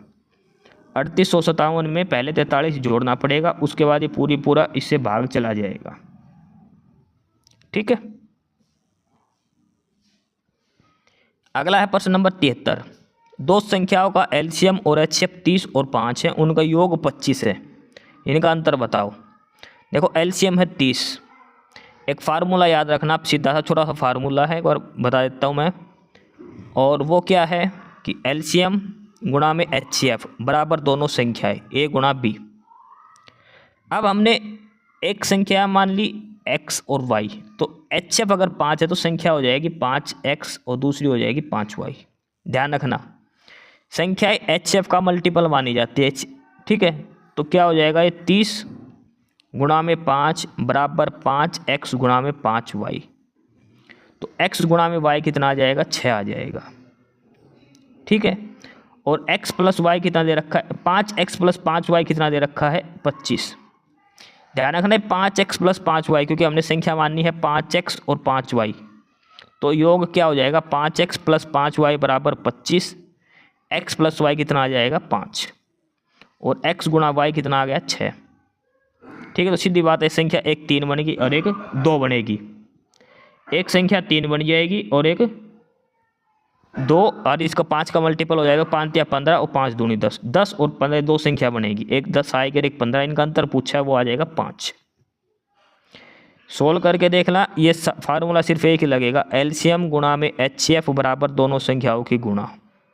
संख्या हमने क्या माननी है, 5a और 5b दो संख्या माननी है, क्योंकि एचसीएफ दे रखा 5, तो एचसीएफ का ये मल्टीपल मानी जाती है। अगला है, ये सिंप्लीफाई करना है, और इसमें फार्मूला जो लगेगा, सिंप्लीफिकेशन में जो फार्मूला लगेगा वो लगेगा बोर्ड मास का, ब्रैकेट, फिर ऑफ, फिर डिवाइड, फिर मल्टीप्लाई, फिर ऐड, और लास्ट में सब्सट्रैक्शन। तो सबसे पहले इसमें ये भाग करना है, यहाँ से इधर भी ये भाग होगा, उसके बाद ये आगे सोल्व होगा सारा का सारा। ठीक है, और इसका जो लास्ट में सोल्व होकर उत्तर आएगा 31/16 इसका उत्तर आएगा। जैसे 4/2 है, पहले इधर तो बचेगा 2, 2 जमा 2 कितना हो गया, 4, माइनस इनकी गुणा होएगी, तो ये कितना हो जाएगा, 1/8, 4 माइनस 1/8 ऊपर बचेगा, यानी कि 8 चौक 32, 32 में से 1 गया तो 31, ऊपर बचेगा 31/8। नीचे करेंगे तो ये भाग का निशान है, तो ये कितना हो जाएगा, ये 8 माइनस 3, और ये भाग में 4 है इसके, जमा 6, ये ऐसे हो जाएगा। ठीक है, 3 को 1/4 से भाग दोगे तो ये कितना हो जाएगा, 12, 6 और 6 12, और ये नीचे कितना बच जाएगा, 14, और 14 माइनस 12 नीचे बचेगा 2 सिर्फ और सिर्फ। ठीक है, नीचे बचेगा 2 और ऊपर बच गया था हमारे 31/8, तो ये टोटल हो जाएगा 31/16। 75 नंबर है, ये 6 संख्याएं हैं, इनका औसत 38 है, तो x का मान बताओ। तो इसके दो तरीके हैं, या तो सभी को जोड़ लो, सभी को जोड़ को 6 से भाग कर बराबर कर दो 38 गुणा में, देखो पहले तो इन सभी का सम ले लो अगर सीधा तरीका करना हो तो। ठीक है, 35 जमा 39 जमा 41 जमा 26, और ये सारा इनका जोड़ बनेगा 188, लास्ट में जोड़ेगा x, और इनका एवरेज निकालने के लिए बटे ये 6 संख्या है ना, 6 से भाग कर दो, कितना है 38, 38 को 6 से गुणा करोगे 228 आएगा, उसमें से 188 घटा दोगे तो x के बयान कितना आ जाएगा 40। एक तरीका तो ये है जो देसी तरीका। दूसरा क्या है, 38 है ना, तो ये देख लो 38 में ये कितना कम है, -3, ये कितना है +1, ये कितना ज़्यादा है +3, ये कितना ज़्यादा है +8, ये कितना कम है -11। x का मान हमने अगर 38 मान के चलते हैं तो एवरेज के बराबर, अब इसको बराबर करेंगे तो कितना आ जाएगा, 11 कम है, 3 से 3 कट जाएगा, 8 रहेगा 9, और ये 11 घटेगा, इसमें से 2 ऐड हो जाएगा, यानी कि वो संख्या कितनी हो जाएगी, 2 फालतू है 40। ठीक है, 38 से जो भी प्लस माइनस वो सारा करके लास्ट में 38 में जोड़ या घटा देना। ये अनुपात का है, A अनुपात B है, B अनुपात C है। तो पहले A और B और C का अनुपात निकालो, तो यहाँ पर B की वैल्यू 8, यहाँ पर B की वैल्यू 11, इनको बराबर करेंगे तो इसको 11 से गुणा और इसको गुणा करनी है 8 से, तो A अनुपात B अनुपात C कितना आ जाएगा, 11 5 55, 11 8 88, और 8 13 8 13 5 65, 13 8 104। ये A की वैल्यू आ गई, ये B की और ये C की, 55 88 और 104। 55 की जगह दे रखा 110, तो C का मान बताना कि 55 का दुगुना दे रखा, तो 104 का दुगुना क्या हो जाएगा, 208, C का मान हो जाएगा 208। प्रश्न नंबर 77 है, रवि और मनोज के बीच एक चुनाव में कुल वैध मत 61% है। ठीक है, अच्छा इसमें रवि का दे रखा कि रवि को टोटल 61% वोट मिलते हैं, रवि को कुल 61% वैध मत मिलते हैं। टोटल वोट थे 25,000 और 20% थे वो अवैध घोषित हो गए, तो मनोज को कितने वोट मिले, तो टोटल 25,000 वोट पड़े थे, 25,000 में से 20% जो वोट थे वो अवैध हो गए थे। ठीक है, 25,000 में से 20,000 अवैध हो गए थे, यानी कि 25 दूनी 50, 5,000 वोट हट गए, तो कितने वोट बच गए? 20,000 वोट बच गए। 20,000 का 61% जो है, यानी कि वैध मतों का 61% मिला है रवि को, तो मनोज को कितना मिलेगा? इसका 39% मिलेगा। ठीक है, तो 20,000 का 39% कितना आएगा? 20 यानी कि 200 गुणा में 39, तो 39 दूनी 78, तो इसको हो जाएगा 7800 वोट मिलेंगे। कुल मत दे रखे 25,000, 20,000 अवैध हो गए, तो वैध मत कितने बच गए? 20,000। 20,000 में से 61% रवि को मिल गए, तो मनोज को कितने मिलेंगे? 39% जो बच गए वो 7800। प्रश्न नंबर 78 में है कि 1400 लड़के और 900 लड़कियों ने एक परीक्षा दी। यदि 52% लड़के और 68% लड़कियां उत्तीर्ण होते हैं तो परीक्षा में अनुत्तीर्ण होने वाले अभ्यर्थियों की संख्या बताओ। देखो, इसमें थोड़ा सा क्वेश्चन आपको समझना है, गलती मत कर देना।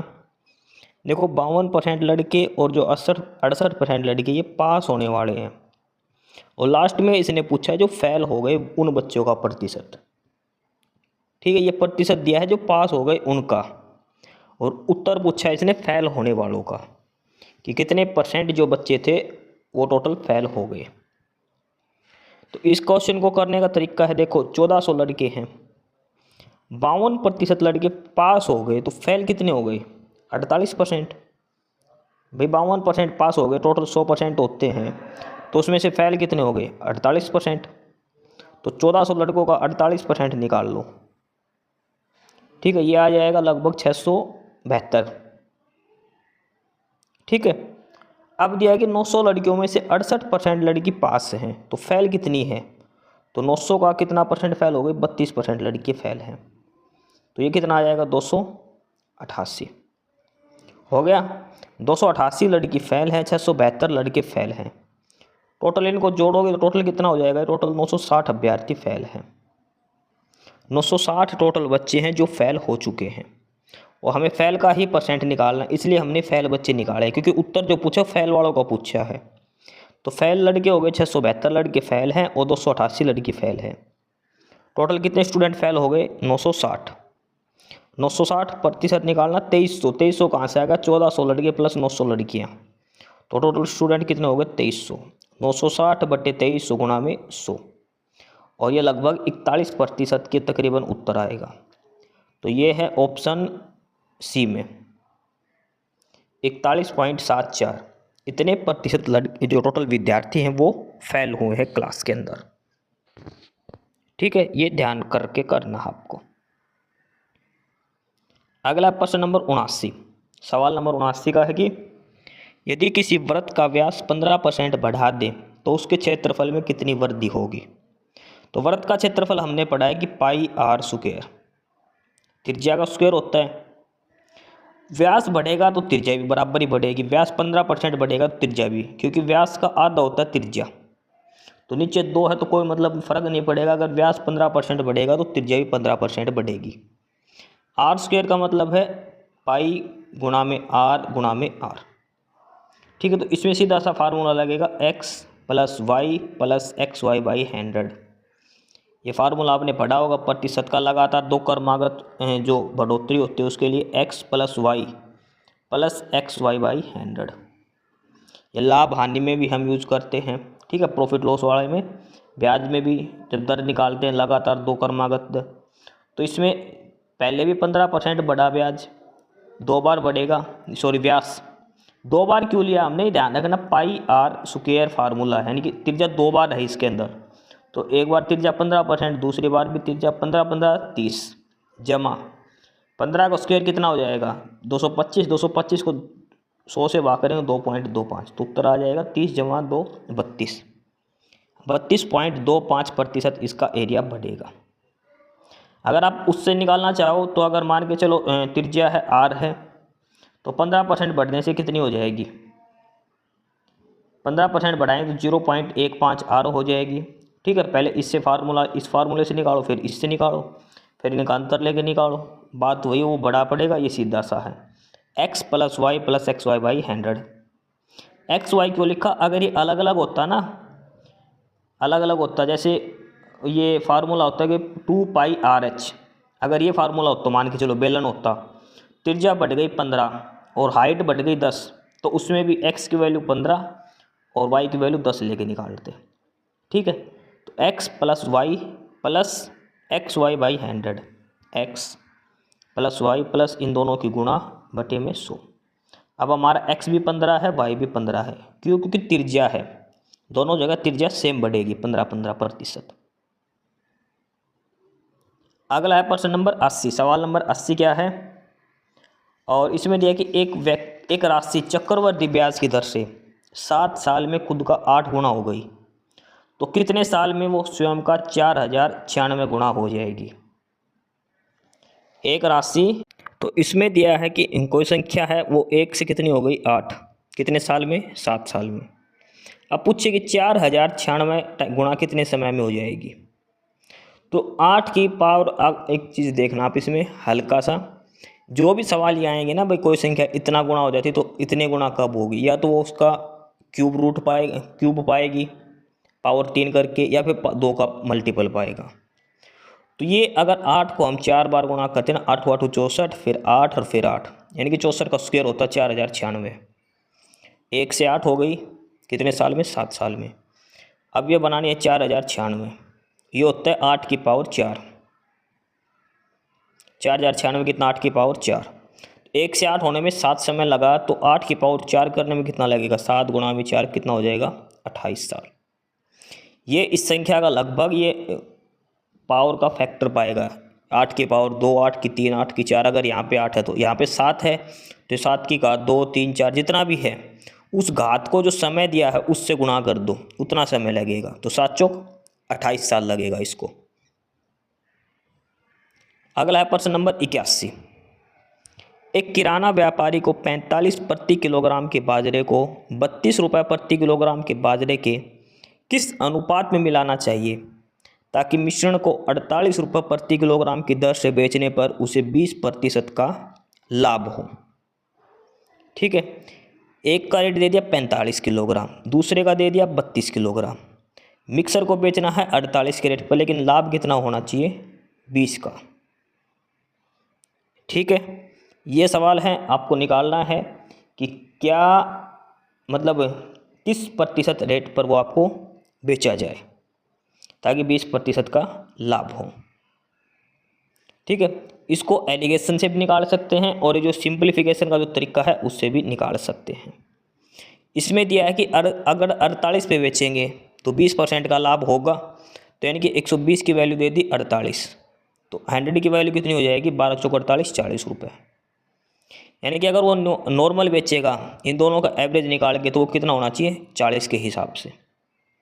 48 रुपये का रेट कब है, जब इसने 20% का लाभ दे दिया। अगर वो लाभ नहीं देता तो इसका चावल कितने बिकेगा, 40 रुपये किलो के हिसाब से।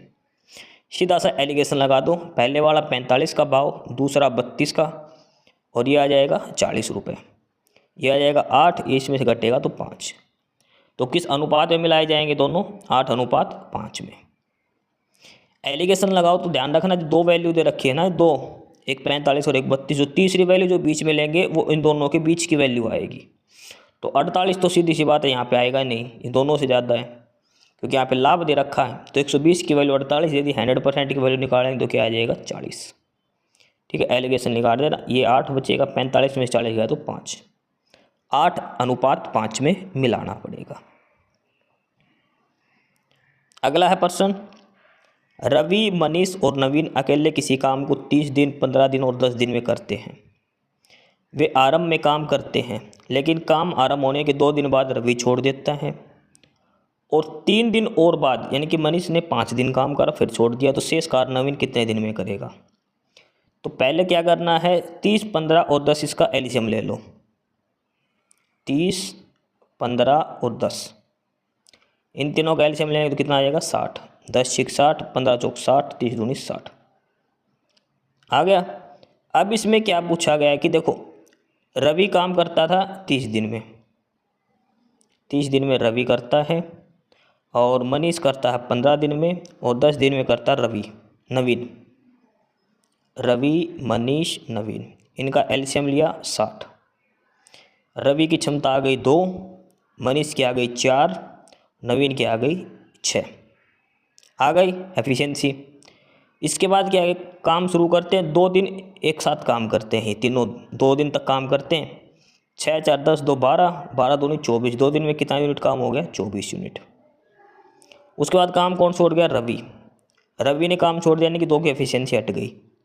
उसके 3 दिन तक मनीष काम करता है, तो ये दोनों कितने हो गए? 10 यूनिट। 3 दिन और काम करेंगे तो 10 या 30 काम कर लेंगे। उसके बाद मनीष काम छोड़ गया, तो अब बच गया नवीन की एफिशिएंसी कितने? 6 के हिसाब से। तो टोटल काम कितना हो गया? 54। काम बच गया कितना? 6 यूनिट बच गया। नवीन को करना 6 की एफिशिएंसी है, तो 1 दिन में ही वो पूरा कर लेगा। ठीक है, तो बचा हुआ काम जो है वो नवीन कितने दिन में पूरा करेगा? 1 दिन में पूरा कर देगा वो। तीनों का एलसीएम ले लो, जो जितने दिन काम करता है वो टोटल काम में से घटा दो। ठीक है, 1 दिन टोटल लगेगा इसको बचा हुआ काम पूरा करने में नवीन को। अगला है सवाल 83 नंबर। पीयूष 8 किलोमीटर प्रति घंटा की चाल से चल रहा है और वह हर तीसरे किलोमीटर के अंत में आराम करने के लिए 5 मिनट रुकता है, तो 56 किलोमीटर की दूरी तय करने में कितना समय लगेगा? इसने कहा है कि देखो 56 किलोमीटर की दूरी तय करता है वो, और हर 3 किलोमीटर, कुल दूरी दे दी 56 किलोमीटर। ठीक है, 56 किलोमीटर की दूरी अगर वो 8 घंटे की रफ्तार से चलता, कंटिन्यू चलता, तो कितना टाइम लगता?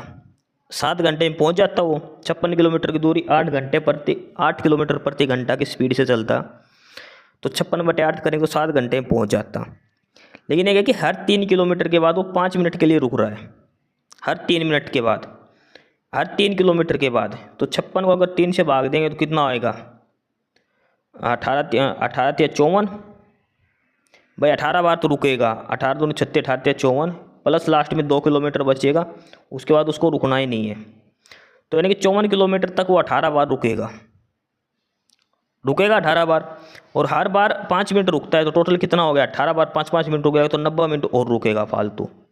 7 घंटे पहले लगते उसको नॉर्मल, और 90 मिनट वो रुकेगा फालतू, तो 90 मिनट का मतलब होगा 1.5 घंटा। तो टोटल कितना टाइम लगेगा उसको? 7 और 1.5 घंटा, 8.5 घंटे लगेंगे उसको। ठीक है, 8.5 घंटे टोटल उसको लगेंगे दूरी तय करने के लिए। ऑप्शन डी इसका उत्तर हो जाएगा, 8.5 घंटे। नॉर्मल स्पीड से उसको लगते 7 घंटे, 90 मिनट का रेस्ट करेगा बीच में। अगला ये पाई चार्ट का सवाल है। उसमें पूछा है कि वर्ष 14 के लिए लाभ क्या है? वर्ष 14 के लिए 0.9 है ये। ठीक है, टोटल राजस्व है 22,500 है। 0.9 इसका खर्च है, तो वो हो जाएगा 0.1।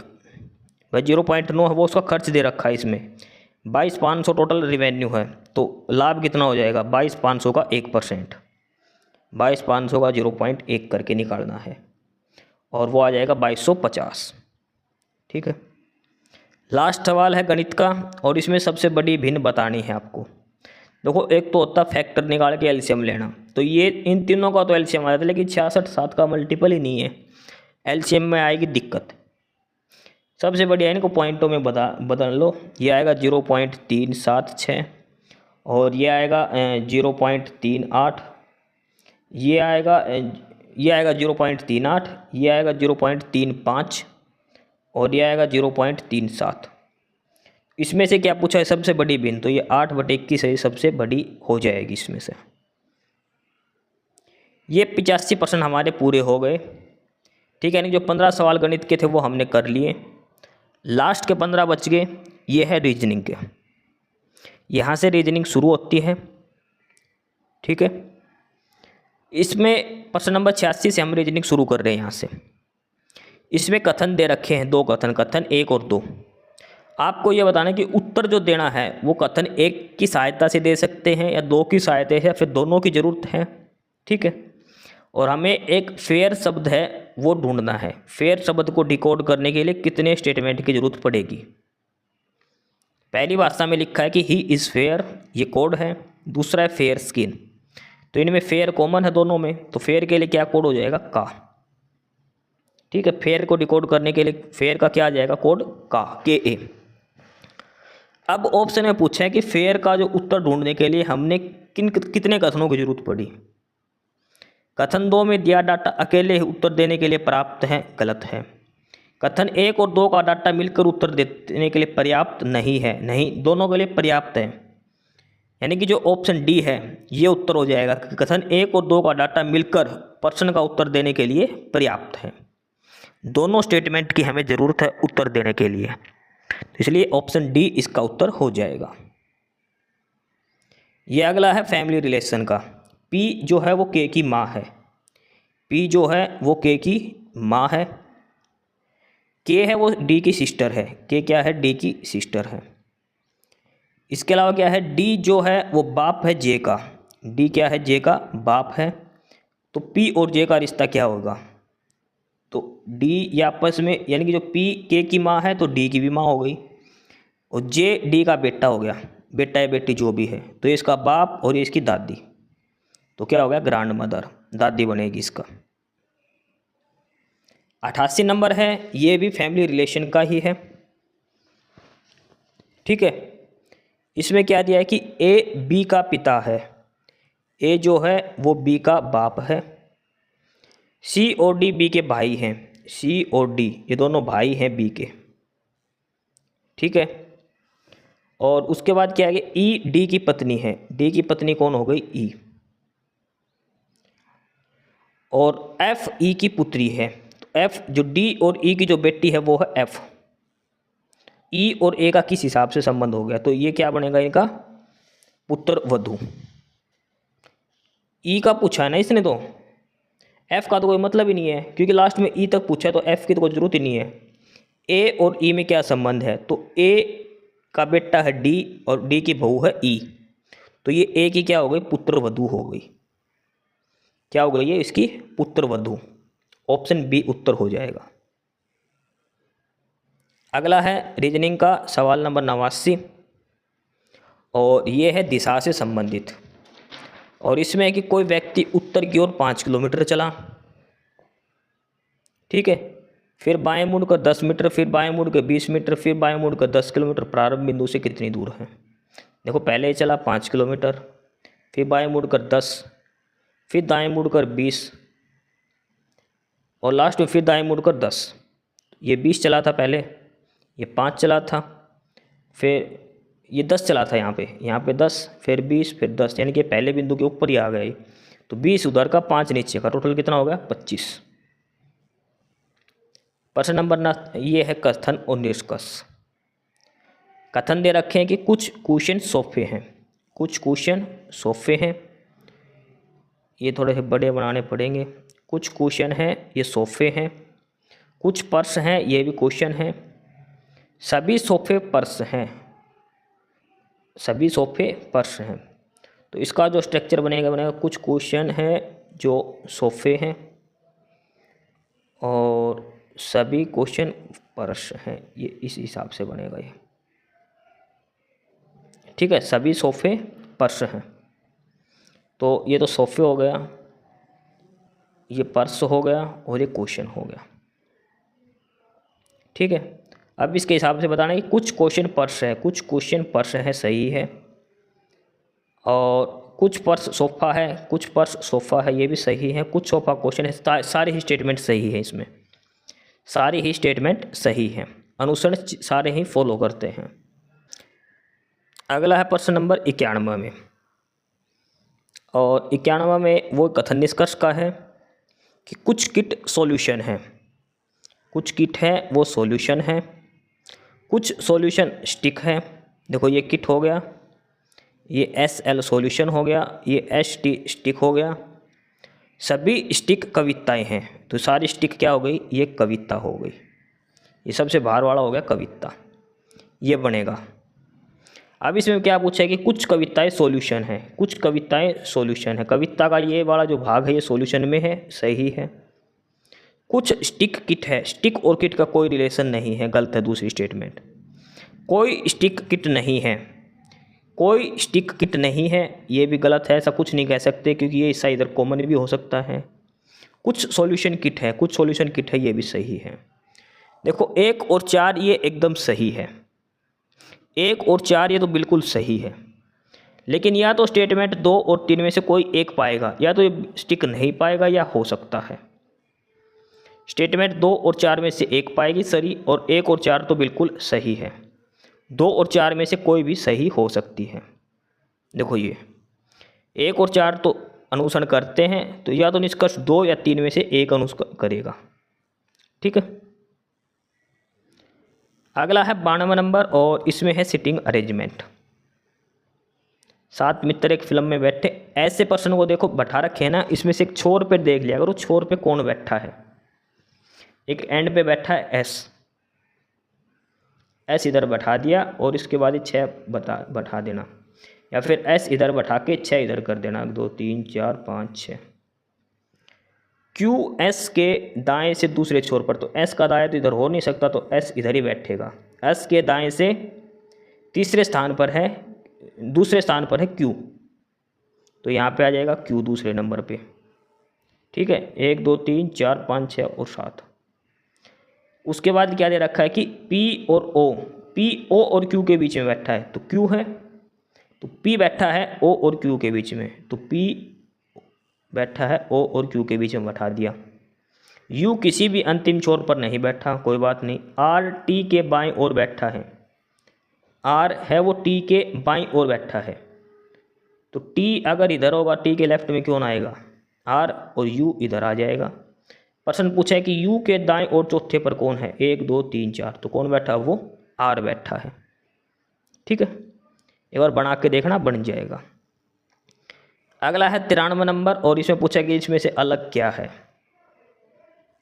तो ये स्ट्रक्चर दे रखा है इसमें, और इसमें ये पूछा है कि इसमें अलग क्या है। ये देखो तीर दे रखे हैं सारे, दाएं बाएं के ऊपर नीचे सारे के सारे, और इसमें अगर हम देखें तो इसमें जो डॉटेड लाइन है ना, 1 2 3 4 5, 1 2 3, डॉटेड लाइन 5 5 है, ये छोटा है। इसमें डॉटेड लाइन है ना, ये कम है, इसमें बराबर है सारी में। ऑप्शन सी उत्तर हो जाएगा, फिगर देख के सही से नहीं बन रहा होगा इसमें। 94 नंबर है, इसमें भी ये बताना है कि आकृति कौन सी अलग है। तो इसमें देखो डॉट डॉट दे रखे सभी में, 1 2 3 4, 1 2 3 4, 1 2 3 4, इसमें 4 4 2 2 करके दे रखी हैं। ये ऑप्शन डी अलग हो जाएगा, क्योंकि इसमें 1 2 3 4 ऐसे डॉट बना रखे हैं सीक्वेंस में, 1 2 3 4 1 2 3 4, इसमें 1 भी नहीं है और 3 भी नहीं है। ठीक है, तो जो डी है वो अलग हो जाएगा। अगला है कथन निष्कर्ष। ये है कि जड़ ए से कहता है कि बंदर सभी जानवरों में सबसे मज़ेदार हैं, क्योंकि वे मानवीय व्यवहार की नकल करते हैं। ये कथन हो गया। अब निष्कर्ष क्या है कि बंदरों के व्यवहार से आश्चर्यचकित है या बंदरों को पसंद करता है। जड़ के बारे में जड़ ने ए से कही है कि बंदरों का व्यवहार, बंदर सबसे मज़ेदार है क्योंकि वे मानव व्यवहार की नकल करते हैं। तो इसमें आपको यह बताना है कि बंदरों के व्यवहार पर जड़ आश्चर्यचकित है, फिर यह वह पसंद करता है। तो पसंद करने की तो कोई बात ही नहीं है, पसंद का तो कुछ नहीं लगा, लेकिन वो सबसे मज़ेदार है, इसका मतलब वो आश्चर्यचकित है क्योंकि बंदर है जो उसके मानव के व्यवहार की नकल करते हैं। तो स्टेटमेंट एक ही फॉलो करता है, दूसरा इसका लॉजिक नहीं होता। तो ये आएगा उत्तर सी, केवल निष्कर्ष एक ही अनुसरण करता है। अगला है 96 नंबर, और इसमें 3 समूह एक से दे रखे, चौथा अलग क्या है। इसमें से 3 ऑप्शन एक जैसे सीक्वेंस में है, चौथा अलग है, कैसे है।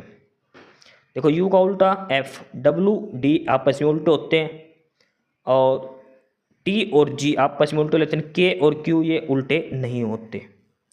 पहला और दूसरा आपस में उल्टा दे रखा है इसमें, लेकिन इसमें नहीं दे रखा। ठीक है, तो ऑप्शन बी अलग हो जाएगा। अगला जैसे क्रिकेट का संबंध है पिच से, तो क्रिकेट का पिच से मतलब क्रिकेट किस पर खेला जाता है, पिच पर। तो इसलिए इसमें से जो सेम होगा वो क्या आएगा, वो होगा मुक्केबाजी। मुक्केबाजी कहाँ पर होती है, रिंग में। क्रिकेट होता है पिच पे खेलने वाला, मुक्केबाजी रिंग में। कुश्ती ट्रैक पे नहीं होती, ट्रैक पे रनिंग होती है। ठीक है, आगे दे रखे हैं, जैसे पहले 2 मिला रखे हैं उस तरह ये 2 मिला रखे, तो इस हिसाब TEL का क्या बनेगा। तो NET का बना का OGW, तो N में 1 जोड़ दिया, E में 2 जोड़ दिया, T में 3, पहले वाले में इससे इसमें जोड़ने के लिए 1, इसको इससे जोड़ने के लिए 2 जोड़ दिया, और लास्ट को इससे जोड़ने के लिए 3 जोड़ दिया। C से D बनाने के लिए 1 जोड़ दिया, A से C बनाने के लिए 2 जोड़ दिया, F से I बनाने के लिए 3 जोड़ दिया। तो T से 1 जोड़ेंगे बनेगा U, E से 2 जोड़ेंगे बनेगा G, और L से 3 जोड़ेंगे बनेगा O। UGO, ऑप्शन सी इसका उत्तर हो जाएगा। अगला है 99 नंबर। ठीक है, ये पैटर्न दे रखा, आपको बताना क्या है। 15 9 का 144 है, ठीक है, 18 12 का बताना है, 22 और 17 का 195 है। तो 15 और 9 का 144 यानी कि ये है 12 का स्क्वायर दिख रहा है आपको भाई। 15 का स्क्वायर माइनस 9 का स्क्वायर घटा दो, कितना बचेगा, 144 बचेगा। 22 का स्क्वायर और 17 का स्क्वायर आपस में घटाएंगे, 22 का बनता है कितना, 484, और 17 का बनता है 289, ये घटाएंगे तो ये बनेगा 195। तो 18 के स्क्वायर में से 12 का स्क्वायर अगर घटाएंगे, 324 में से 144 घटाएंगे तो कितना बचेगा, 180। तो यहाँ पे क्वेश्चन मार्क की जगह क्या आएगा, 180 इसका करेक्ट आंसर हो जाएगा, ऑप्शन डी। लास्ट सवाल आज इस प्रैक्टिस सेट का, क्वेश्चन नंबर 100 का। 35 32 को 51 बनाना है, तो 35 और इसमें से क्या जोड़ेगी, 51 बने 16, यानी कि इसका आधा। 28 28 में 18 का आधा जोड़ दो, 9 37, तो ये 7 जोड़ेंगे तो ये कितना आएगा, 40 40 जमा 7 47। तो इस हिसाब से ये हमारा प्रैक्टिस सेट नंबर जो 5 था वो हमारा कंप्लीट हो गया। हमने 100% है जो प्रैक्टिस सेट के वो हमने कर लिए हैं। सारे सब्जेक्ट के इसमें कर लिए हैं, GK, reasoning, math, Hindi, English, computer वगैरह के सारा कंप्लीट सॉल्यूशन हमने इसका बता दिया है आपको।